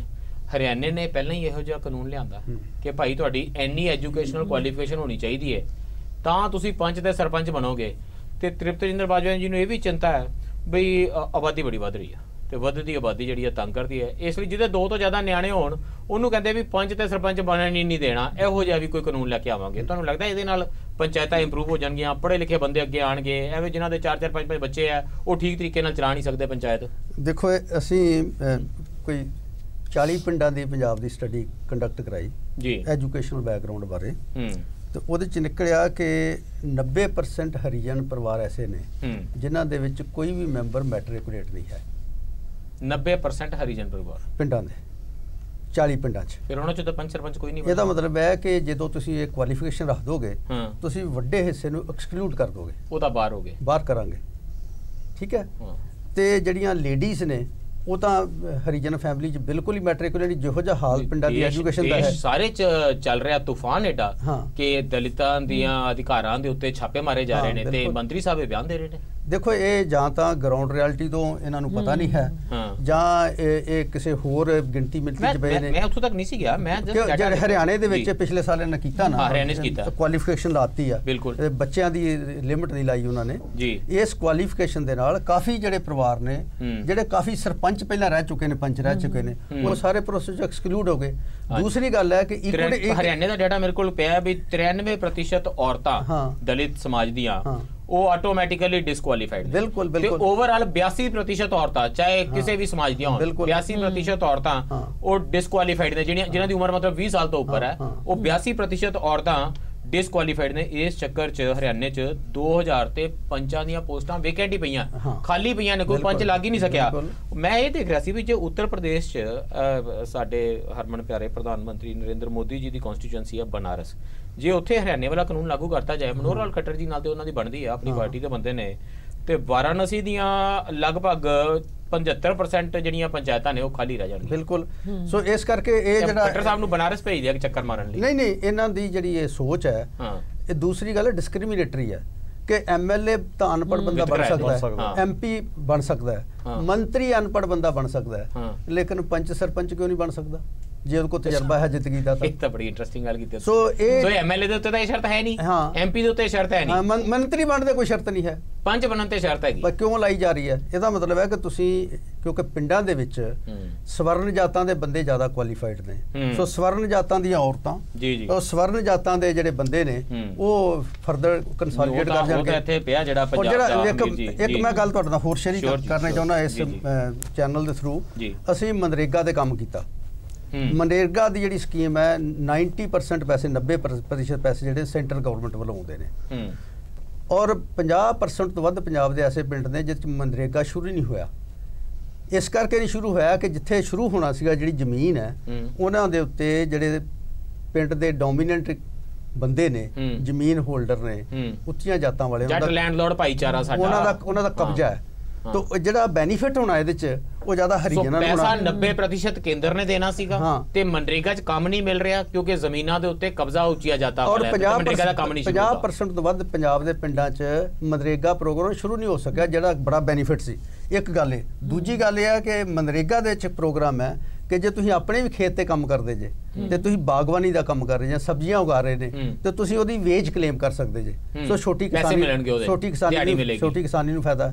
ਤਾਂ ਇਹ ਜਿਹੜਾ ਕੰਮ ਹੈ ਹੋਰ ਇਹ ਗੜਬੜ ਹੋਏਗਾ ਜਦੋਂ ਸਾਰੇ ਫੈਸਲੇ ਤਾਂ ਗ੍ਰਾਮ ਸਭਾ ਦੇ ਵਿੱਚ ਹੀ ਹੋਣੇ ਸੀ ਨਾ। ਲੇਬਰ ਵਾਸਤੇ ਮਨਰੇਗਾ ਦਾ ਗ੍ਰਾਮ ਸਭਾ ਨੇ ਪਾਸ ਕਰਨਾ ਹੁੰਦਾ ਹੈ। ਨਹੀਂ ਸਾਰਾ ਸਾਡੇ ਕਿੰਨਾ ਜੌਬ ਕਾਰਡ ਬਣੇ ਨੇ, ਕਿੰਨਾ ਸਾਨੂੰ ਅਮਾਉਂਟ ਚਾਹੀਦੀ ਹੈ, ਕਿੰਨੀ ਦਿਹਾੜੀ ਚਾਹੀਦੀ ਹੈ, ਉਹ ਸਾਰਾ ਚਾਹੀਦਾ। ਇਹ ਗ੍ਰਾਮ ਸਭਾ ਨੇ ਪਾਸ ਕਰਨਾ। ਇਹ ਅਗਸਤ ਮਹੀਨੇ ਤੋਂ ਪਹਿਲਾਂ ਲੇਬਰ ਬਜਟ ਅਗਸਤ ਮਹੀਨੇ ਚ ਪਾਸ ਕਰਨਾ। ਫਿਰ ਦਸੰਬਰ ਤੱਕ 4 ਪੜਾਵਾਂ ਚ ਹੁੰਦਾ ਹੋਇਆ ਗਵਰਨਮੈਂਟ ਆਫ ਇੰਡੀਆ ਕੋਲ ਜਾਣਾ ਹੁੰਦਾ। ਪਿੰਡ ਦੇ ਸਾਰੇ ਲੋਕ ਬੈਠਣਗੇ, ਪਿੰਡ ਦੀਆਂ ਜਿਹੜੀਆਂ ਬੁੜੀਆਂ ਇਕੱਠੀਆਂ ਉਹ ਬੈਠਣਗੀਆਂ, ਕੋਟ ਧਰਮੂ ਦੀਆਂ ਬੁੜੀਆਂ ਬੈਠਣਗੀਆਂ ਕੋਟ ਧਰਮੂ ਚ ਆਪਣੀ ਪਾਰਲੀਮੈਂਟ ਲਾ ਕੇ ਤੇ ਉੱਥੇ ਬੀਬੀ ਕਹੇਗੀ ਵੀ ਇੰਨਾ ਬਜਟ ਅਸੀਂ ਪਾਸ ਕਰਨਾ ਹੈ, ਇੰਨੇ ਫਿਰ ਪੈਸੇ ਸਾਨੂੰ ਮਿਲੇਗਾ। 200 ਜੌਬ ਕਾਰਡ ਉਹਨਾਂ ਨੇ ਬਣਾ ਲਿਆ ਜੀ, 100 ਦਿਨ ਦੇਣਾ ਰੁਜ਼ਗਾਰ, 100 ਨਾਲ ਗੁਣਾ ਕਰਤਾ, 240 ਰੁਪਏ ਦਿਹਾੜੀ ਆ, 240 ਨਾਲ ਗੁਣਾ ਕਰਤਾ, 48 ਲੱਖ ਰੁਪਇਆ ਸਾਡੇ ਪਿੰਡ ਨੂੰ ਚਾਹੀਦਾ ਅਗਲੇ ਸਾਲ। ਇਹ ਡਿਮਾਂਡ ਜਾਏਗੀ ਦਿਹਾੜੀ ਤੇ 16% ਮਟੀਰੀਅਲ ਲਾਗਤ ਕਾਸਟ ਹੈ ਉਹਦੇ ਵਿੱਚ ਅੱਗੇ 48 ਚੋਂ ਜਿਹੜੀ 40% ਉਹ ਲਾ ਲਓ ਵਿੱਚ ਤੇ ਲਗਭਗ 60-70 ਲੱਖ ਰੁਪਏ ਦਾ। ਇਹਦੇ ਚ ਹੋਰ ਵੀ ਪ੍ਰੋਵੀਜ਼ਨ ਹੈ ਕਿ ਜੇ ਤੁਸੀਂ ਰੋਜ਼ਗਾਰ ਨਹੀਂ ਦਿੰਦੇ ਤਾਂ ਫਿਰ ਉਹਨਾਂ ਲੋਕਾਂ ਨੂੰ ਜੌਬ ਕਾਰਡ ਹੋਲਡਰ ਨੂੰ ਬੇਰੁਜ਼ਗਾਰੀ ਭੱਤਾ ਦੇਣਾ ਪੈਂਦਾ। ਪੰਜਾਬ ਦੇ ਵਿੱਚ ਅਸੀਂ ਹੁਣ ਤੱਕ 2005 ਤੋਂ ਲੈ ਕੇ ਕਿਸੇ ਬੰਦੇ ਨੂੰ ਬੇਰੁਜ਼ਗਾਰੀ ਭੱਤਾ ਨਹੀਂ ਦਿੱਤਾ। ਇੱਕ ਹੋਰ ਚੀਜ਼ ਲਿਖੀ ਹੋਈ ਇਹਦੇ ਚ ਬਿਕਰ ਜੀ ਕਿ ਉਹ ਕਹਿੰਦੇ ਵੀ ਗ੍ਰਾਮ ਸਭਾ ਜਿਹੜੀ ਹੈ ਇਹ ਥਾਣੇਦਾਰੀ ਦਾ ਕੰਮ ਵੀ ਦਿੱਤਾ ਹੋਇਆ। ਉਹ ਕਹਿੰਦੇ ਵੀ ਇਹ ਸੋਸ਼ਲ ਆਡਿਟ ਕਰ ਸਕਦੀ ਹੈ ਜਿਹੜਾ ਕੰਮ ਹੋ ਚੁੱਕਾ ਹੈ ਨਾ ਪਿੰਡ ਦੇ ਵਿੱਚ, ਉਹਦੀ ਸੋਸ਼ਲ ਆਡਿਟਿੰਗ ਮਤਲਬ ਸਮਾਜਿਕ ਤੌਰ ਤੇ ਸਾਰਾ ਲੇਖਾ ਜੋਖਾ ਮੰਗ ਸਕਦੇ ਆ ਵੀ ਸਰਪੰਚ ਸਾਹਿਬ ਉੱਥੇ ਇੱਟਾਂ ਲਵਾਈਆਂ ਸੀ, ਇੱਧਰ ਫਿਰਨੀ ਬਣਾਈ ਸੀ, ਜਿਹੜਾ ਕੱਢੋ ਬਈ ਖਾਤਾ ਹਿਸਾਬ ਕਿਤਾਬ ਸਾਰਾ ਚੈੱਕ ਕਰਾਓ, ਅੱਜ ਦੇਖਣੇ ਵੀ ਕਿੰਨੀਆਂ ਇੱਟਾਂ ਲੱਗੀਆਂ ਨੇ, ਕਿੰਨੇ ਪੈਸੇ ਦਿੱਤੇ ਆ, ਕਿੰਨੇ ਮਜ਼ਦੂਰੀ ਤੇ, ਕਿੰਨੇ ਮਟੀਰੀਅਲ ਤੇ ਸਾਰਾ ਖਾਤਾ ਜਿਹੜਾ ਉਹ ਅਨਪੜ੍ਹ ਕੋਈ ਦਿਹਾੜੀਦਾਰ ਮਜ਼ਦੂਰ ਜਿਹੜੇ ਆ ਉਹ ਕਹਿ ਸਕਦੇ ਵੀ ਲਿਆਓ ਜੀ ਅਸੀਂ ਤੁਹਾਡਾ ਚੈੱਕ ਕਰਨਾ। ਸਰਪੰਚ ਨੂੰ ਕਹਿ ਸਕਦੇ ਸੰਵਿਧਾਨ 'ਚ। ਇਹ ਤਾਂ ਪਿੰਡ 'ਚ ਲੜਾਈ ਹੋਏਗੀ, ਹੋਰ ਕੀ ਹੋਏਗਾ। ਇਹ ਸ਼ਕਤੀ ਤਾਂ ਇਹ ਹੈ ਨਾ, ਸ਼ਕਤੀ ਤਾਂ ਕਹਿ ਦੇ ਰਹੀ ਸੰਵਿਧਾਨ ਦੇ ਵਿੱਚ ਤਾਂ ਸ਼ਕਤੀ ਹੈ ਉਹਨੂੰ ਸੋਸ਼ਲ ਆਡਿਟ ਦੀ। ਸੋਸ਼ਲ ਆਡਿਟ ਕਿਸੇ ਪਿੰਡ 'ਚ ਦੇਖਿਆ ਤੁਸੀਂ? ਮਤਲਬ ਨਹੀਂ ਕਿਉਂਕਿ ਕਾਰਨ ਇਹ ਹੈ ਜਨ ਸੁਣਵਾਈ ਮਤਲਬ ਅੱਜ ਸਾਰਾ ਪਿੰਡ ਬੈਠ ਗਿਆ ਸਰਪੰਚ ਦੇ ਬਈ ਖਾਤੇ ਚੈੱਕ ਕਰਨੇ। ਉਹ ਬੰਦੇ ਤਾਂ ਥੋੜੇ ਕੰਮਾਂ ਲਈ ਸਰਪੰਚ ਦੇ ਪਿੱਛੇ ਘੁੰਮ ਰਹੇ ਆ। ਇਹ ਤਾਂ ਆਪਾਂ ਨੂੰ ਪਤਾ ਹੀ ਵੀ ਸਰਪੰਚ ਰਾਜ ਜਿਹੜੇ ਆਪਣੇ ਤਾਂ ਜਿਹੜੇ ਪੰਚਾਇਤਾਂ ਵਾਲਿਆਂ ਦੀਆਂ ਬਣੀਆਂ ਨਹੀਂ ਯੂਨੀਅਨ ਆਪਣੇ ਕੋਲ ਆਏ ਇੱਕ ਦੋ ਵਾਰੀ, ਉਹਨਾਂ ਦੇ ਪ੍ਰਧਾਨ ਵੱਖ-ਵੱਖ ਮਾਵੀ ਸਾਹਿਬ ਤੇ ਸੈਲੂ ਸਾਹਿਬ ਵੱਖ-ਵੱਖ ਪੰਜਾਬ ਦੀ ਪੰਚਾਇਤ ਯੂਨੀਅਨ ਹੈ। ਉਹ ਕਿਉਂ ਨਹੀਂ ਕਹਿੰਦੇ ਵੀ ਆਹ ਬਹੁਤ ਵਧੀਆ ਚੀਜ਼ ਹੈ ਜੀ ਇਹ ਚਲਾਓ, ਨਾਲੇ ਸਾਡਾ ਕੰਮ ਦਾ ਲੇਖਾ ਜੋਖਾ ਹੋ ਜਾਏਗਾ। ਚਲਾਓ ਕੇਵਲ ਸਸਤਾ ਨਹੀਂ, ਜਿਹੜੀ ਮਨਰੇਗਾ ਵਰਗੀ ਸਕੀਮ ਆ ਉਹਦੇ ਚ ਤਾਂ ਲਾਜ਼ਮੀ ਹੈ ਸੋਸ਼ਲ ਆਡਿਟ, ਕੰਪਲਸਰੀ ਹੈ ਹਰ ਕੰਮ ਚ ਸੋਸ਼ਲ ਆਡਿਟ ਲਾਜ਼ਮੀ ਆ। ਲੇਕਿਨ ਔਰ ਇੰਡੀਪੈਂਡੈਂਟ ਟੀਮ ਦੇ ਤੌਰ ਤੇ ਆਂਧਰਾ ਪ੍ਰਦੇਸ਼ ਇੱਕੋ ਸਟੇਟ ਹੈ ਉਸ ਪਾਸੇ ਵੱਲ ਜਾਂਦਾ ਜਿੱਥੇ ਸਰਕਾਰ ਨੇ ਸੋਸ਼ਲ ਆਡਿਟਰ ਵਾਸਤੇ ਲੋਕਾਂ ਨੂੰ ਟ੍ਰੇਨਿੰਗ ਦਿੱਤੀ ਹੈ ਔਰ ਉੱਥੇ ਸੋਸ਼ਲ ਆਡਿਟਿੰਗ ਹੁੰਦੀ ਹੈ। ਅਸੀਂ ਹੁਣ ਵਿਚਾਰ ਕਰ ਰਹੇ ਹਾਂ, ਹੁਣ ਕਮੇਟੀ ਬਣੀ ਹੈ, ਇਸ ਵੇਲੇ ਇੱਕ ਕਮੇਟੀ ਬਣੀ ਹੋਈ ਹੈ, ਉਹ ਚ ਵਿਚਾਰਾਂ ਹੋ ਰਹੀਆਂ ਸੋਸ਼ਲ ਆਡਿਟ ਕਰਨਾ ਚਾਹੀਦਾ ਕਿ ਨਹੀਂ ਕਰਨਾ ਚਾਹੀਦਾ। ਅਸੀਂ ਬਹੁਤ ਪਿੱਛੇ ਹਾਂ ਪੰਜਾਬ ਦੇ ਵਿੱਚ। ਇਹਦੇ ਚ ਸਭ ਤੋਂ ਜ਼ਿਆਦਾ ਇੱਕ ਗੱਲ ਜ਼ਰੂਰ ਹੈ ਕਿ ਜਿਹੜੇ ਪੰਚਾਇਤਾਂ ਦੇ ਵਿੱਚ ਵੀ ਹੁਣ ਵੂਮਨ 50% ਆ ਜਾਏਗੀ ਤੇ ਦਲਿਤ ਆ ਜਾਣਗੇ। ਪ੍ਰੈਕਟੀਕਲੀ ਸਰਪੰਚੀ ਕੇਵਲ 30% ਲੋਕ ਹੀ ਕਰਦੇ ਨੇ, 70% ਬਾਹਰ ਕੱਢਦੇ ਹੋ। ਔਰਤ ਕੋਈ ਸਰਪੰਚ ਨਹੀਂ ਹੈ ਪ੍ਰੈਕਟੀਕਲੀ, ਤੁਸੀਂ ਘਰ ਚ ਜਾਂਦੇ ਹੋ ਤੇ ਉਹ ਦੂਜੇ ਬੰਦੇ ਦਾ ਨਾਮ ਲੈਂਦੀ ਹੈ। ਇਹ ਬੜਾ ਵੱਡਾ ਸਵਾਲ ਹੈ। ਪਰਮਜੀਤ ਕੌਰ ਜੀ ਮੈਨੂੰ ਦੱਸੋ ਵੀ ਇੱਕ ਵੱਡੀ ਲੜਾਈ ਅਸੀਂ ਬਹੁਤ ਸਾਲਾਂ ਤੋਂ ਲੜ ਰਹੇ ਹਾਂ ਵੀ ਜਿਹੜਾ ਵੂਮਨ ਰਿਜ਼ਰਵੇਸ਼ਨ ਬਿੱਲ ਜਿਹੜਾ ਪਾਰਲੀਮੈਂਟ ਚ ਫਸਿਆ ਪਿਆ ਹੈ ਤੇ ਸੱਚੀ ਮੰਨੋ ਵੀ ਇਸ ਦੇਸ਼ ਦੀ ਆਤਮਾ ਦੇ ਉੱਤੇ ਕਲੰਕ ਹੈ ਵੀ ਇੰਨੇ ਸਾਲਾਂ ਤੋਂ ਅਸੀਂ ਡਰਾਮਾ ਇਹ ਕਰੀਏ ਵੀ ਸਾਡੀ ਸਾਰੀਆਂ ਪਾਰਟੀਆਂ ਦੀ ਸਹਿਮਤੀ ਹੈ ਤੇ ਪਾਰਟੀ ਕੋਈ ਵਿਮਨ ਰਿਜ਼ਰਵੇਸ਼ਨ ਬਿੱਲ ਪਾਸ ਨਾ ਕਰੇ, ਤੇ ਜੇ ਉਹ ਪਾਸ ਹੁੰਦਾ ਤੇ 33% ਵਿਧਾਨ ਸਭਾ ਦੇ ਵਿੱਚ ਤੇ 33% ਪਾਰਲੀਮੈਂਟ ਦੇ ਵਿੱਚ ਔਰਤ ਐਮਪੀ ਤੇ ਔਰਤ ਐਮਐਲਏ ਹੋਣਗੇ, ਜਿਨ੍ਹਾਂ ਨਾਲ ਔਰਤਾਂ ਜਾ ਕੇ ਆਰਾਮ ਨਾਲ ਸੰਪਰਕ ਕਰ ਸਕਦੀਆਂ। ਹੁਣ ਇੱਥੇ ਤਾਂ 33% ਔਰਤਾਂ ਹੈਗੀਆਂ ਹੀ ਸੀ ਤੇ ਹੁਣ 50% ਕੀਤੀਆਂ ਜਾ ਰਹੀਆਂ ਨੇ। ਜੇ ਅਮੀਰ ਜੀ ਠੀਕ ਕਹਿ ਰਹੇ ਨੇ ਕਿ ਬਹੁਤ ਜਗ੍ਹਾ ਤੇ ਔਰਤ ਤਾਂ ਸਰਪੰਚ ਕਾਦੀ ਹੁੰਦੀ, ਉਹਦਾ ਘਰ ਵਾਲਾ ਹੀ ਸਰਪੰਚੀ ਕਰਦਾ ਹੁੰਦਾ, ਔਰਤ ਤੇ ਅੱਗੇ ਨਾਮ ਸਰਪੰਚ ਪਤੀ ਕਹਿੰਦੇ ਹੁੰਦੇ, ਸਰਪੰਚ ਪਤੀ ਸਿਸਟਮ ਬਣਿਆ। ਪਰ ਇਵੈਂਚੁਅਲੀ ਇਹਦਾ ਫਾਇਦਾ ਤੇ ਹੁੰਦਾ ਹੀ ਹੈ। ਦੇਖੋ ਅੱਜ ਪ੍ਰੌਕਸੀ ਹੈ ਤਾਂ ਕੱਲ ਨੂੰ ਓਰੀਜਨਲ ਵੀ ਬਣੇਗੀ, ਅੱਜ ਉਹਦੀ ਬੀਵੀ ਬਣ ਰਹੀ ਹੈ ਤੇ ਕੱਲ ਨੂੰ ਬੇਟੀ ਵੀ ਬਣੇਗੀ, ਬੇਟੀ ਪੜ੍ਹੀ ਲਿਖੀ ਵੀ ਹੋਏਗੀ, ਉਹਨੂੰ ਅਕਲ ਵੀ ਹੋਏਗੀ ਤੇ ਪਿੰਡ ਵਾਲੇ ਉਹਨੂੰ ਸਮਝਾ ਵੀ ਦੇਣਗੇ ਵੀ ਬਾਪੂ ਤੇਰੀਆਂ ਸ਼ਕਤੀਆਂ ਵਰਤ ਰਿਹਾ ਤੇ ਤੂੰ ਆਪਣੀਆਂ ਸ਼ਕਤੀਆਂ ਕਿਉਂ ਨਹੀਂ ਵਰਤਦੀ। ਇਹਦੇ ਵਿੱਚੋਂ ਔਰਤਾਂ ਦਾ, ਨੇਤਾਵਾਂ ਦਾ ਉਹ ਪੂਲ ਖੜਾ ਹੋ ਸਕਦਾ ਜਿੰਨੇ ਕੱਲ ਨੂੰ ਜੇ 33% ਰਿਜ਼ਰਵੇਸ਼ਨ ਹੋ ਜਾਵੇ ਵਿਧਾਨ ਸਭਾ ਲੋਕ ਸਭਾ ਦੇ ਵਿੱਚ ਤੇ ਉਹ ਨੇਤਾ ਕਿੱਥੋਂ ਆਣਗੇ? 33% ਉਹ ਔਰਤਾਂ ਕਿੱਥੋਂ ਆਣਗੀਆਂ? ਸਾਡੇ ਕੋਲ ਤਾਂ ਉਹਨੀਆਂ ਔਰਤ ਨੇਤਾਵਾਂ ਹੈ ਹੀ ਨਹੀਂ। ਤੁਹਾਨੂੰ ਜਾਪਦਾ ਕਿ ਇਹ ਬੜਾ ਵਧੀਆ ਐਕਚੁਅਲੀ ਤਰੀਕਾ ਹੋ ਸਕਦਾ ਹੈ ਸਹੀ ਮਾਇਨਿਆਂ ਦੇ ਵਿੱਚ ਉਸ ਕਿਸਮ ਦੇ ਨੇਤਾ ਪ੍ਰੋਡਿਊਸ ਕਰਨ ਦਾ। ਦੇਖੋ ਜੇਕਰ ਮੈਂ ਆਪ ਦੀ ਮੈਂ ਨਿੱਜੀ ਗੱਲ ਕਰਾਂ ਤਾਂ ਸ਼ਾਇਦ ਮੈਂ ਅੱਜ ਮੈਂ ਮੈਂਬਰ ਐਸਜੀਪੀਸੀ ਵੀ ਹਾਂ, ਮੇਰੀ ਆਪਣੀ ਪਾਰਟੀ ਦੇ ਵਿੱਚ ਅੱਛੀ ਪੋਜੀਸ਼ਨ ਹੈ ਤੇ ਮੈਂ ਵੂਮਨ ਕਮਿਸ਼ਨ ਪੰਜਾਬ ਦੀ ਚੇਅਰਪਰਸਨ ਵੀ ਰਹੀ ਹਾਂ। ਤਾਂ ਮੈਂ ਸਮਝਦੀ ਹਾਂ ਕਿ ਮੈਨੂੰ ਜੇਕਰ ਇੱਕ ਸਰਪੰਚ ਦੇ ਤੌਰ ਤੇ ਉਹ ਮੈਂ ਰਿਜ਼ਰਵੇਸ਼ਨ ਕਰਕੇ ਆਈ ਸੀ, ਔਰਤਾਂ ਨੂੰ 33% ਰਿਜ਼ਰਵੇਸ਼ਨ ਸੀ, ਮੈਂ ਸਰਪੰਚ ਬਣੀ, ਉਹ ਇੱਕ ਮੈਨੂੰ ਪਲੇਟਫਾਰਮ ਇਹੋ ਜਿਹਾ ਮਿਲਿਆ ਕਿ ਮੈਂ ਕੁਛ ਕੰਮ ਕਰਕੇ ਦਿਖਾਇਆ, ਕੁਛ ਲੱਗਿਆ ਸਾਡੇ ਪਾਰਟੀ ਲੀਡਰਸ ਨੂੰ ਕਿ ਕੁਛ ਕਰ ਰਹਾ। ਸੋ ਮੈਂ ਇਹ ਹਮੇਸ਼ਾ ਮੈਂ ਜਿੱਥੇ ਮੈਨੂੰ ਬੋਲਣ ਦਾ ਵੀ ਮੌਕਾ ਮਿਲਦਾ ਮੈਂ ਜ਼ਰੂਰ ਕਹਿੰਦੀ ਹਾਂ ਕਿ ਕੋਸ਼ਿਸ਼ ਕਰਕੇ ਦੇਖੋ, ਔਰਤਾਂ ਨੂੰ ਜ਼ਰੂਰ ਕੋਸ਼ਿਸ਼ ਕਰਨੀ ਚਾਹੀਦੀ ਹੈ। ਪਰ ਫਿਰ ਵੀ ਖਾਸ ਕਰਕੇ ਪੰਜਾਬ ਦੀ ਗੱਲ ਕਰੀਏ, ਅੱਜ ਵੀ ਇੱਥੇ ਫਿਊਡਲਿਜ਼ਮ ਹੈ। ਜੇ ਆਪਾਂ ਇਹ ਗੱਲ ਕਰੀਏ ਨਾ ਜੀ ਕਿ ਪੜ੍ਹਾਈ ਲਿਖਾਈ ਜਿਵੇਂ ਜ਼ਰੂਰੀ ਹੈ, ਮੇਰੇ ਕੋਲੇ ਬਹੁਤ ਸਾਰੀਆਂ ਅਜਿਹੀਆਂ ਉਦਾਹਰਨਾਂ ਨੇ ਜਿੱਥੇ ਲੜਕੀਆਂ ਨੇ ਜਿਹੜੀਆਂ ਸਰਪੰਚ ਸੀ, ਕੋਈ ਐਮਏ ਸੀ, ਕੋਈ ਪੋਸਟ ਗ੍ਰੈਜੂਏਟ ਆ, ਕੋਈ ਐਮਫਿਲ ਤੱਕ ਦੀ ਐਜੂਕੇਸ਼ਨ ਵਾਲੀਆਂ ਵੀ ਲੜਕੀਆਂ ਸੀ, ਪਰ ਉਹਨਾਂ ਦੇ ਵੀ ਘਰ ਵਾਲੇ ਕੰਮ ਕਰਦੇ ਸੀ। ਉੱਥੇ ਫਿਰ ਮੈਂ ਇਹ ਮਹਿਸੂਸ ਕੀਤਾ, ਇਵਨ ਮੇਰੇ ਕੋਲੇ ਜਦੋਂ ਮੈਂ ਕਮਿਸ਼ਨ ਦੇ ਵਿੱਚ ਸੀ ਇੱਕ ਅਜਿਹਾ ਕੇਸ ਮੇਰੇ ਕੋਲੇ ਆਇਆ ਸੀ ਜਿਹਦੇ 'ਚ ਸਰਪੰਚ ਨੇ ਮੇਰੇ ਕੋਲ BDS ਕੁੜੀ ਸਰਪੰਚ ਸੀ, ਜਲੰਧਰ ਜ਼ਿਲ੍ਹੇ ਦੀ, ਜਲੰਧਰ ਨੂੰ ਵੈਸੇ ਵੀ ਬੜਾ ਪੜ੍ਹਿਆ ਲਿਖਿਆ ਜ਼ਿਲ੍ਹਾ, ਡਾਕਟਰ ਕੁੜੀ ਸੀ, ਪਿੰਡ ਦੀ ਸਰਪੰਚ ਸੀ। ਉਹਨੇ ਪੰਚਾਂ ਦੇ ਖਿਲਾਫ ਮੇਰੇ ਕੋਲੇ ਦਰਖਾਸਤ ਦਿੱਤੀ ਸੀ ਕਿ ਮੈਨੂੰ ਇਹ ਲੋਕ ਤੰਗ ਕਰਦੇ ਨੇ ਆ, ਮੈਨੂੰ ਕੋਆਪਰੇਟ ਨਹੀਂ ਕਰ ਰਹੇ, ਡਾਕਟਰ ਸਰਪੰਚ ਨੂੰ। ਤੇ ਜਦੋਂ ਮੈਂ ਦੋਵੇਂ ਧਿਰਾਂ ਨੂੰ ਮੈਂ ਬੁਲਾਇਆ ਤਾਂ ਇਹ ਬੜਾ ਇੱਕ ਹੈਰਾਨੀਜਨਕ ਗੱਲ ਜਿਹੜੀ ਮੇਰੇ ਸਾਹਮਣੇ ਆਈ, ਜਦੋਂ ਪੰਚਾਂ ਨੂੰ ਮੈਂ ਤਲਬ ਕੀਤਾ ਕਮਿਸ਼ਨ ਦੇ ਵਿੱਚ, ਤਾਂ ਉਹਨਾਂ ਦਾ ਇਹ ਸੀ ਕਿ ਅਸੀਂ ਬਿਲਕੁਲ ਵੀ ਸਾਡੇ ਕੋਲੇ ਸਾਹਮਣੇ ਬੈਠ ਕੇ ਤੁਸੀਂ ਜ਼ਿਰਾ ਵੀ ਕਰ ਸਕਦੇ ਹੋ, ਅਸੀਂ ਇਸ ਕਰਕੇ ਖਿਲਾਫ ਹੈ ਕਿ ਅਸੀਂ ਇਹਨੂੰ, ਇਸ ਕੁੜੀ ਨੂੰ ਇਸ ਕਰਕੇ ਚੁਣਿਆ ਸੀ ਕਿ ਪੜ੍ਹੀ ਲਿਖੀ ਡਾਕਟਰ ਸਰਪੰਚ ਹੈ, ਪਰ ਅੱਜ ਵੀ ਪੰਚਾਇਤ ਦੀਆਂ ਮੀਟਿੰਗਾਂ ਆ, ਹੋਰ ਕਾਰਵਾਈਆਂ ਇਹਦੇ ਫਾਦਰ ਚਲਾ ਰਹੇ ਨੇ। ਤੇ ਜੇ ਪੜ੍ਹੇ ਲਿਖੇ ਲੋਕਾਂ ਦਾ ਇਹ ਹਾਲ ਹੈ ਤਾਂ ਮੈਨੂੰ ਇਹ ਲੱਗਦਾ ਕਿ ਕਿਤੇ ਨਾ ਕਿਤੇ ਜਿਹੜੀਆਂ ਲੜਕੀਆਂ ਨੇ, ਪੜ੍ਹੀਆਂ ਲਿਖੀਆਂ ਵੀ ਨੇ, ਨੂੰਹ ਦੇ ਰੂਪ 'ਚ, ਧੀ ਦੇ ਰੂਪ 'ਚ, ਜਦੋਂ ਪੰਚ ਸਰਪੰਚ ਬਣਦੀਆਂ ਨੇ ਉਹਨਾਂ ਨੂੰ ਆਪਣੀ ਜਿਹੜੀ ਪਾਵਰ ਹੈ ਅਸਰਟ ਕਰਨੀ ਚਾਹੀਦੀ ਹੈ। ਅਸੀਂ ਤੇ ਪਿੰਡਾਂ ਦੇ ਵਿੱਚੋਂ ਬੜੀਆਂ ਅਨਪੜ੍ਹ ਔਰਤਾਂ ਸੰਘਰਸ਼ਸ਼ੀਲ ਦੇਖੀਆਂ ਨੇ ਜਿਹੜੀਆਂ ਜਥੇਬੰਦਕ ਹੋ ਕੇ ਤੇ ਸਹੀ ਮੈਨੇ ਦੱਸਿਆ ਪੰਜਾਬੀ ਮੈਂ ਚੈਨਲ ਤੇ ਅਲਾਉਡ ਹੀ ਹੋਣਾ, ਵੈਸੇ ਇੰਨੀ ਗੱਲ ਕਹਿਣਾ ਮੈਂ ਕਦੀ ਚੈੱਕ ਨਹੀਂ ਕੀਤਾ ਵੀ ਬੰਦੇ ਦਾ ਪੁੱਤ ਬਣਾ ਦਿੰਦੀਆਂ ਨੇ, ਕੋਈ ਟੇਢਾ ਮੇਢਾ ਚੱਲੇ ਮੈਂ ਇਸੇ ਕਰਕੇ ਕਹਿੰਦੀ ਹਾਂ ਚੱਲੇ ਬੈਂਕ ਅਫਸਰ ਕਿ ਪੜ੍ਹਾਈ ਲਿਖਾਈ ਕੋਈ ਕ੍ਰਾਈਟੇਰੀਆ ਜਿਹੜਾ ਸਰਕਾਰ ਸੋਚਦੀ ਹੈ ਕੋਈ ਜ਼ਰੂਰੀ ਨਹੀਂ। ਇੱਕ ਅਨਪੜ੍ਹ ਜਾਂ ਅਧਪੜ੍ਹ ਬੰਦਾ ਵੀ ਬਹੁਤ ਅੱਛੇ ਤਰੀਕੇ ਨਾਲ ਇਹ ਜਿਹੜੀ ਚੀਜ਼ ਆਪਣੇ ਪਾਵਰ ਨੂੰ ਚੇਤਨਤਾ ਦੀ ਲੋੜ ਹੈ, ਚੇਤਨਤਾ ਨਹੀਂ। ਇਸ ਕਰਕੇ ਜੇ 50% ਇਹ ਚੀਜ਼ ਆਉਂਦੀ ਹੈ ਤਾਂ ਉਹਦੇ ਵਾਸਤੇ ਮੇਰੇ ਖਿਆਲ ਪ੍ਰੋਪਰ ਟ੍ਰੇਨਿੰਗ ਦੀ ਵੀ ਲੋੜ ਹੈ। ਔਰ ਜਿਹੜਾ ਇੱਕ ਸਾਡਾ ਸਮਾਜਿਕ ਪੰਜਾਬੀ ਜਿਹੜਾ ਫਿਊਡਲਿਜ਼ਮ ਦੀ ਮੈਂ ਗੱਲ ਕਰੀ ਹੈ, ਉਹ ਕਿ ਔਰਤਾਂ ਨੂੰ ਆਪਾਂ ਨੇ ਹਲੇ ਵੀ ਜਗੀਰੂ ਸੋਚ ਹੈ ਜਿਹੜੀ ਕਿ ਔਰਤਾਂ ਵਿਚਾਰੀਆਂ ਘਰ 'ਚ ਸੋਹਣੀਆਂ ਲੱਗਦੀਆਂ ਨੇ, ਬਾਹਰ ਦਫ਼ਤਰ BDO ਦਫ਼ਤਰ ਕਿਉਂ ਧੱਕੇ ਖਾਣਗੀਆਂ ਆ ਕਿਤੇ ਹੋਰ, ਉਹ ਜਿਹੜੀ ਸਾਨੂੰ ਵੀ ਸੋਚ ਹੈ, ਜਿਹੜੀ ਮਾਈਂਡ ਸੈਟ ਹੈ, ਜਿਹੜਾ ਸਾਨੂੰ ਚੇਂਜ ਕਰਨਾ ਪੈਣਾ। ਔਰਤਾਂ ਨੂੰ ਸਾਨੂੰ ਮੌਕੇ ਦੇਣੇ ਪੈਣੇ ਹੈ ਤੇ ਇਹ ਮੇਰੇ ਖਿਆਲ 'ਚ ਟ੍ਰੇਨਿੰਗ ਜਾਂ ਫਿਰ ਉਹ ਖੋ ਕੇ ਲੈ ਲੈਣਗੀਆਂ। ਜਿਹੜਾ ਦ੍ਰਿਸ਼ ਬਦਲ ਰਿਹਾ, ਜੇਕਰ ਕੋਈ ਲੜਾਈ ਫੀਲਡ 'ਚ ਨਜ਼ਰ ਆ ਰਹੀ ਹੈ, ਉਹ ਆ ਰਹੀ ਹੈ ਆਂਗਣਵਾੜੀ ਵਰਕਰ ਜਿਹਦੀ ਜਿਹੜਾ ਟੋਟਲ ਔਰਤਾਂ ਦਾ ਸੰਗਠਨ ਹੈ, ਉਹ ਆ ਰਹੀ ਹੈ ਮਿਡ ਡੇ ਮੀਲ ਕੁੱਕ ਦੀ ਜਿਹੜੀਆਂ ਔਰਤਾਂ ਨੇ, ਉਹ ਆ ਰਹੀ ਹੈ ਆਸ਼ਾ ਵਰਕਰ ਦੀ ਜਿਹੜੀਆਂ ਔਰਤਾਂ ਨੇ, ਔਰ ਉਹ ਸਾਰੀਆਂ ਲੜਾਈਆਂ। ਔਰ ਜਦੋਂ ਕੱਲ ਨੂੰ ਉਹ ਪੰਚ ਸਰਪੰਚ ਖੜੀਆਂ ਹੋਣਗੀਆਂ, ਹੋ ਸਕਦੀਆਂ ਨੇ ਉਹਨਾਂ ਨੂੰ ਕੋਈ ਬਾਰ ਵੀ ਨਹੀਂ ਹੈ, ਨਾ ਉਹ ਰੈਗੂਲਰ ਅਪਲਾਈ ਦੇ, ਨਾ ਕੋਈ ਗੱਲ ਹੈ, ਤਾਂ ਆਟੋਮੈਟਿਕਲੀ ਉਹ ਪਾਵਰਫੁਲ ਉਸ ਸਿਸਟਮ ਦੇ ਵਿੱਚ ਆ ਸਕਦੀਆਂ ਨੇ। ਪਰ ਜਿਹੜੀ ਤੁਸੀਂ ਗੱਲ ਕਰ ਰਹੇ ਜੇ ਨਾ, ਉਹ ਯੂਨੀਅਨਾਂ ਵਿੱਚ ਤਾਂ ਉਹ ਐਕਟਿਵ ਹੋ ਗਈਆਂ, ਲੇਕਿਨ ਜਿਹੜੀ ਪੰਚਾਇਤ ਦੀ ਲੋਕਲ ਪੋਲਿਟਿਕਸ ਉਹ 'ਚ ਨਹੀਂ ਆ ਰਹੀਆਂ, ਉਹ ਅਸਰਟ ਨਹੀਂ ਕਰ ਰਹੀ। ਇਹ ਜਿਹੜਾ ਮਾਈਂਡ ਸੈਟ ਹੈ ਨਾ, ਮੈਂ ਜਿਹਨੂੰ ਕਹਿੰਦਾ ਆਪਸ ਵਿੱਚ ਬਣਾਉਣੀ ਪੈਗੀ, ਤਾਲਮੇਲ ਬਣਾਉਣੇ ਪੈਣਗੇ। ਬਹੁਤ ਇੱਕ ਪ੍ਰੋਬਲਮ ਹੈ ਨਾ ਕਿ ਅਸੀਂ ਔਰਤ ਨੂੰ ਉਹ ਰੁਤਬਾ ਲੈਣ ਨੂੰ ਤਿਆਰ ਵੀ ਨਹੀਂ। ਉਹ ਫਸਟ ਸਟੈਪ ਹੈ। ਇਦੋਂ ਪਹਿਲਾਂ ਵੂਮਨ ਆਰਗੇਨਾਈਜੇਸ਼ਨ 'ਚ ਵੀ ਔਰਤਾਂ ਸਿੰਗਲ ਆਪਣੀ ਇੰਡੀਪੈਂਡੈਂਟ ਆਰਗੇਨਾਈਜੇਸ਼ਨ ਦੇ ਤੌਰ ਤੇ ਨਹੀਂ ਸੀ ਐਕਟਿਵ। ਉਹ ਇਦੋਂ ਬਾਅਦ ਆ ਸਾਡੇ ਇੱਥੇ ਲੇਖਕ ਸਭਾਵਾਂ ਦੀਆਂ ਚੋਣਾਂ ਹੁੰਦੀਆਂ, ਜਿੱਦਾਂ ਯੂਨੀਅਨ ਦੀਆਂ ਚੋਣਾਂ ਹੁੰਦੀਆਂ ਨਾ, ਟ੍ਰੇਡ ਯੂਨੀਅਨ ਨਹੀਂ ਐਡਾ ਪਾਤਾਪੀ ਪਈ ਹੁੰਦੀ ਵੀ ਪਾ ਦੋ ਵੋਟਾਂ ਸਾਥੀਓ ਪਹੁੰਚ ਗਏ ਲੁਧਿਆਣੇ ਹੁਣ ਪੰਜਾਬੀ ਸਾਹਿਤ ਅਕੈਡਮੀ ਦਾ ਪ੍ਰਧਾਨ ਚੁਣਨਾ ਹੈ ਫਲਾਣਾ ਵਰਸਸ ਫਲਾਣਾ ਤੇ ਆ 85000 ਹੋਣ ਨੇਤਾ 12500 ਹੋਣ ਪਿੰਡ 12500 ਪਿੰਡਾਂ 'ਚ ਸਾਲ 'ਚ 2 ਵਾਰੀ ਹੋਵੇ ਪਾਰਲੀਮੈਂਟ ਪਿੰਡ ਦੀ ਪਾਰਲੀਮੈਂਟ ਗ੍ਰਾਮ ਸਭਾ ਇਹਦਾ ਮਤਲਬ 25000 ਪਾਰਲੀਮੈਂਟ ਦੇ ਸੈਸ਼ਨ ਇੱਕ ਸਾਲ ਦੇ ਵਿੱਚ ਤਾਂ 4 ਜ਼ਰੂਰੀ ਕਰਤੇ ਜੀ ਹਾਂਜੀ 4 ਜ਼ਰੂਰੀ ਕਰਤੇ ਜੀ 1 ਲੱਖ ਪਾਰਲੀਮੈਂਟ ਦੇ ਸੈਸ਼ਨ ਪੰਜਾਬ ਦੇ ਪਿੰਡਾਂ 'ਚ ਪਿੰਡ ਦੀ ਪਾਰਲੀਮੈਂਟ ਦੇ 1 ਲੱਖ ਸੈਸ਼ਨ ਤੇ ਕਿੱਥੇ ਨੇ ਉਹ ਕਹਾਣੀਆਂ ਉਹਨਾਂ ਦੀਆਂ ਕਵਿਤਾਵਾਂ ਉਹਨਾਂ ਦੇ ਅਫਸਾਨੇ ਉਹ ਗ੍ਰਾਮ ਸਭਾ ਬਾਰੇ ਨਾਵਲ ਉਹ ਸਾਰਾ ਉਸ ਇਤਿਹਾਸ ਉਹਨਾਂ ਦੇ ਫੋਕਲੋਰ ਉਹਨਾਂ ਦੇ ਗਾਣੇ ਆਪ ਗ੍ਰਾਮ ਸਭਾ ਤੇ ਕਿੰਨੇ ਗਾਣੇ ਆਉਂਦੇ ਆ ਤੁਸੀਂ ਦੱਸੋ ਜੀ ਆਪਾਂ ਮੁਕਾਬਲਾ ਕਰਾਈਏ ਵੀ ਆ ਮੇਰੇ ਕੈਮਰਾਮੈਨ ਨੇ ਸ਼ੇਰ ਸਿੰਘ ਜੀ ਬੈਠੇ ਆ ਗੁਰਮੋਹਨ ਕੈਂਥ ਸਾਡੇ ਸਾਹਮਣੇ ਖੜੇ ਆ ਇਹਨਾਂ ਨੂੰ ਪੁੱਛਿਆ ਵੀ ਤੁਹਾਨੂੰ ਬੰਦੂਕਾਂ ਦੇ ਕਿੰਨੇ ਗਾਣੇ ਪਤਾ ਕਬਜ਼ੇ ਕਰਾਉਣ ਵਾਲੇ ਕਿੰਨੇ ਗਾਣੇ ਪਤਾ ਤੇ ਗ੍ਰਾਮ ਸਭਾ ਦੇ ਕਿੰਨੇ ਗਾਣੇ ਹੁੰਦੇ ਆ ਪੰਚਾਇਤ ਦੇ ਕਿੰਨੇ ਗਾਣੇ ਹੁੰਦੇ ਆ ਮੈਂ ਇੱਕ ਗਾਣੇ ਦੀ ਗੱਲ ਜ਼ਰੂਰ ਕਰਾਂਗੀ ਜਿਹੜੀ ਕਿ ਬੜੇ ਨੈਗੇਟਿਵ ਸੋਚ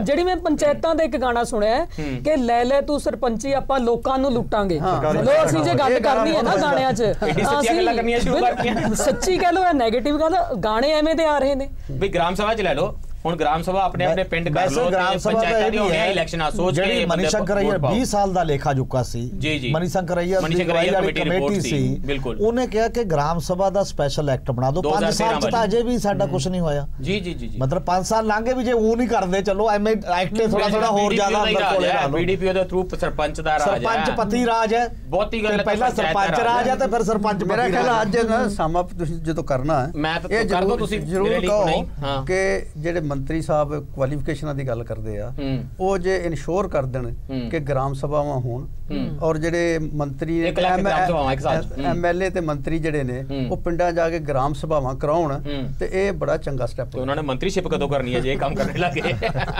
ਜਿਹੜਾ ਉਹ ਗਾਣਾ ਸੁਣਾਇਆ ਪੰਜ ਲੈ ਲੈ ਤੂੰ ਸਰਪੰਚੀ ਮੇਰਾ ਪੈਸਾ ਲੁੱਟਾਂਗੇ ਮੰਤਰੀਸ਼ਿਪ ਕਰਨਾ ਨਾ ਕਰਨਾ ਇਤਿਹਾਸ 'ਚ ਜ਼ਰੂਰ ਦਰਜ ਹੋ ਜੂ ਕਿਸੇ ਬੰਦੇ ਨੇ ਕੋਈ ਚੱਜ ਦਾ ਕੰਮ ਕੀਤਾ। ਲੋ ਜੀ ਇਤਿਹਾਸ 'ਚ ਤੁਸੀਂ ਉਹ ਵੀ ਆਪਣਾ ਮੰਤਰੀ ਸਾਹਿਬ ਕੋਲ ਮੌਕਾ ਹੈ ਉਹ ਨਾਮ ਦਰਜ ਕਰਾ ਸਕਦੇ ਆ ਪੰਚਾਇਤਾਂ ਦੀਆਂ ਇਲੈਕਸ਼ਨਾਂ ਆ ਰਹੀਆਂ ਨੇ ਤੁਸੀਂ ਇਤਿਹਾਸ 'ਚ ਆਪਣਾ ਨਾਮ ਦਰਜ ਕਰਾ ਸਕਦੇ ਹੋ ਤੇ ਪਿੰਡ 'ਚ ਪੁੱਛਣਾ ਸ਼ੁਰੂ ਕਰ ਦਿਓ ਵੀ ਪਿਛਲੇ ਗ੍ਰਾਮ ਸਭਾ ਦੇ ਇਜਲਾਸ ਕਿੱਥੇ ਹੋਏ ਸੀ ਤੇ ਸਰਪੰਚ ਸਾਹਿਬ ਨੂੰ ਸਵਾਲ ਪੁੱਛਣਾ ਸ਼ੁਰੂ ਕਰ ਦਿਓ ਨਹੀਂ ਤਾਂ 20% ਕਰੋ ਸਾਈਨ ਕਾਗਜ਼ ਦੇ ਉੱਤੇ ਤੇ ਕਹੋ ਅਸੀਂ ਬੁਲਾ ਰਹੇ ਹਾਂ ਗ੍ਰਾਮ ਸਭਾ ਤੇ ਕਰਨੀਆਂ ਸ਼ੁਰੂ ਕਰ ਦਿਓ ਪਿਆਰ ਨਾਲ ਕਰੋ ਇਹ ਕੰਮ ਤੇ ਗੱਲ ਸੁਣੋ ਜੇ ਕਿਤੇ ਲੜਾਈ ਲੁੜਾਈ ਵੀ ਹੋ ਜਾਵੇ ਤੇ ਹੋਰ ਕਿਹੜੀਆਂ ਗੱਲਾਂ ਲਈ ਲੜਨਾ ਇਹੀ ਗੱਲਾਂ ਨੇ ਲੜਨ ਵਾਲੀਆਂ ਤੁਸੀਂ ਕਹਿ ਦਿਓ ਵੀ ਉੱਥੇ ਬੈਠਾ ਸੀਗਾ ਮੁੰਡਾ ਉਹਨੇ ਸਾਨੂੰ ਕਿਹਾ ਵੀ ਇਹ ਕੰਮ ਸ਼ੁਰੂ ਕਰ ਲਓ ਜੇ ਲੜਾਈ ਹੋ ਜਾਏ ਤਾਂ ਕੋਈ ਗੱਲ ਨਹੀਂ ਜਿਹੜਾ ਮੈਨੂੰ ਕੋਈ ਥਾਣੇਦਾਰ ਫੜਨ ਆਜੂ ਤੁਹਾਨੂੰ ਲਾਂਗੇ ਅੱਜ ਲਈ ਇੰਨਾ ਹੀ ਤੇ ਇਨਕਲਾਬ ਜਿਹੜਾ ਤੁਹਾਡੇ ਲਈ ਹੋਇਆ 25 ਸਾਲ ਉਹਦੇ ਬਹੁਤੇ ਵਧੀਆ ਨਹੀਂ ਇਸੇ ਕਰਕੇ ਮੈਂ ਕੇਕ ਨਹੀਂ ਲੈ ਕੇ ਆਇਆ ਤੇ ਮੋਮਬਤੀਆਂ ਤੁਹਾਡੇ ਪਿੰਡ 'ਚ ਨਹੀਂ ਲੱਗੀਆਂ ਹੋਈਆਂ ਤੇ ਜਗ੍ਹਾ ਜਗ੍ਹਾ ਤੇ ਲੰਗਰ ਤੇ ਪ੍ਰਭਾਤ ਫੇਰੀਆਂ ਨਹੀਂ ਨਿਕਲ ਰਹੀਆਂ ਪਰ ਤੁਸੀਂ ਚਾਹੋ ਤਾਂ ਇਹ ਹਾਲਾਤ ਬਦਲ ਸਕਦੇ ਨੇ ਤੇ ਤੁਸੀਂ ਆਪ ਐਮਐਲਏ ਤੇ ਐਮਪੀ ਵਰਗੀਆਂ ਪਾਵਰਾਂ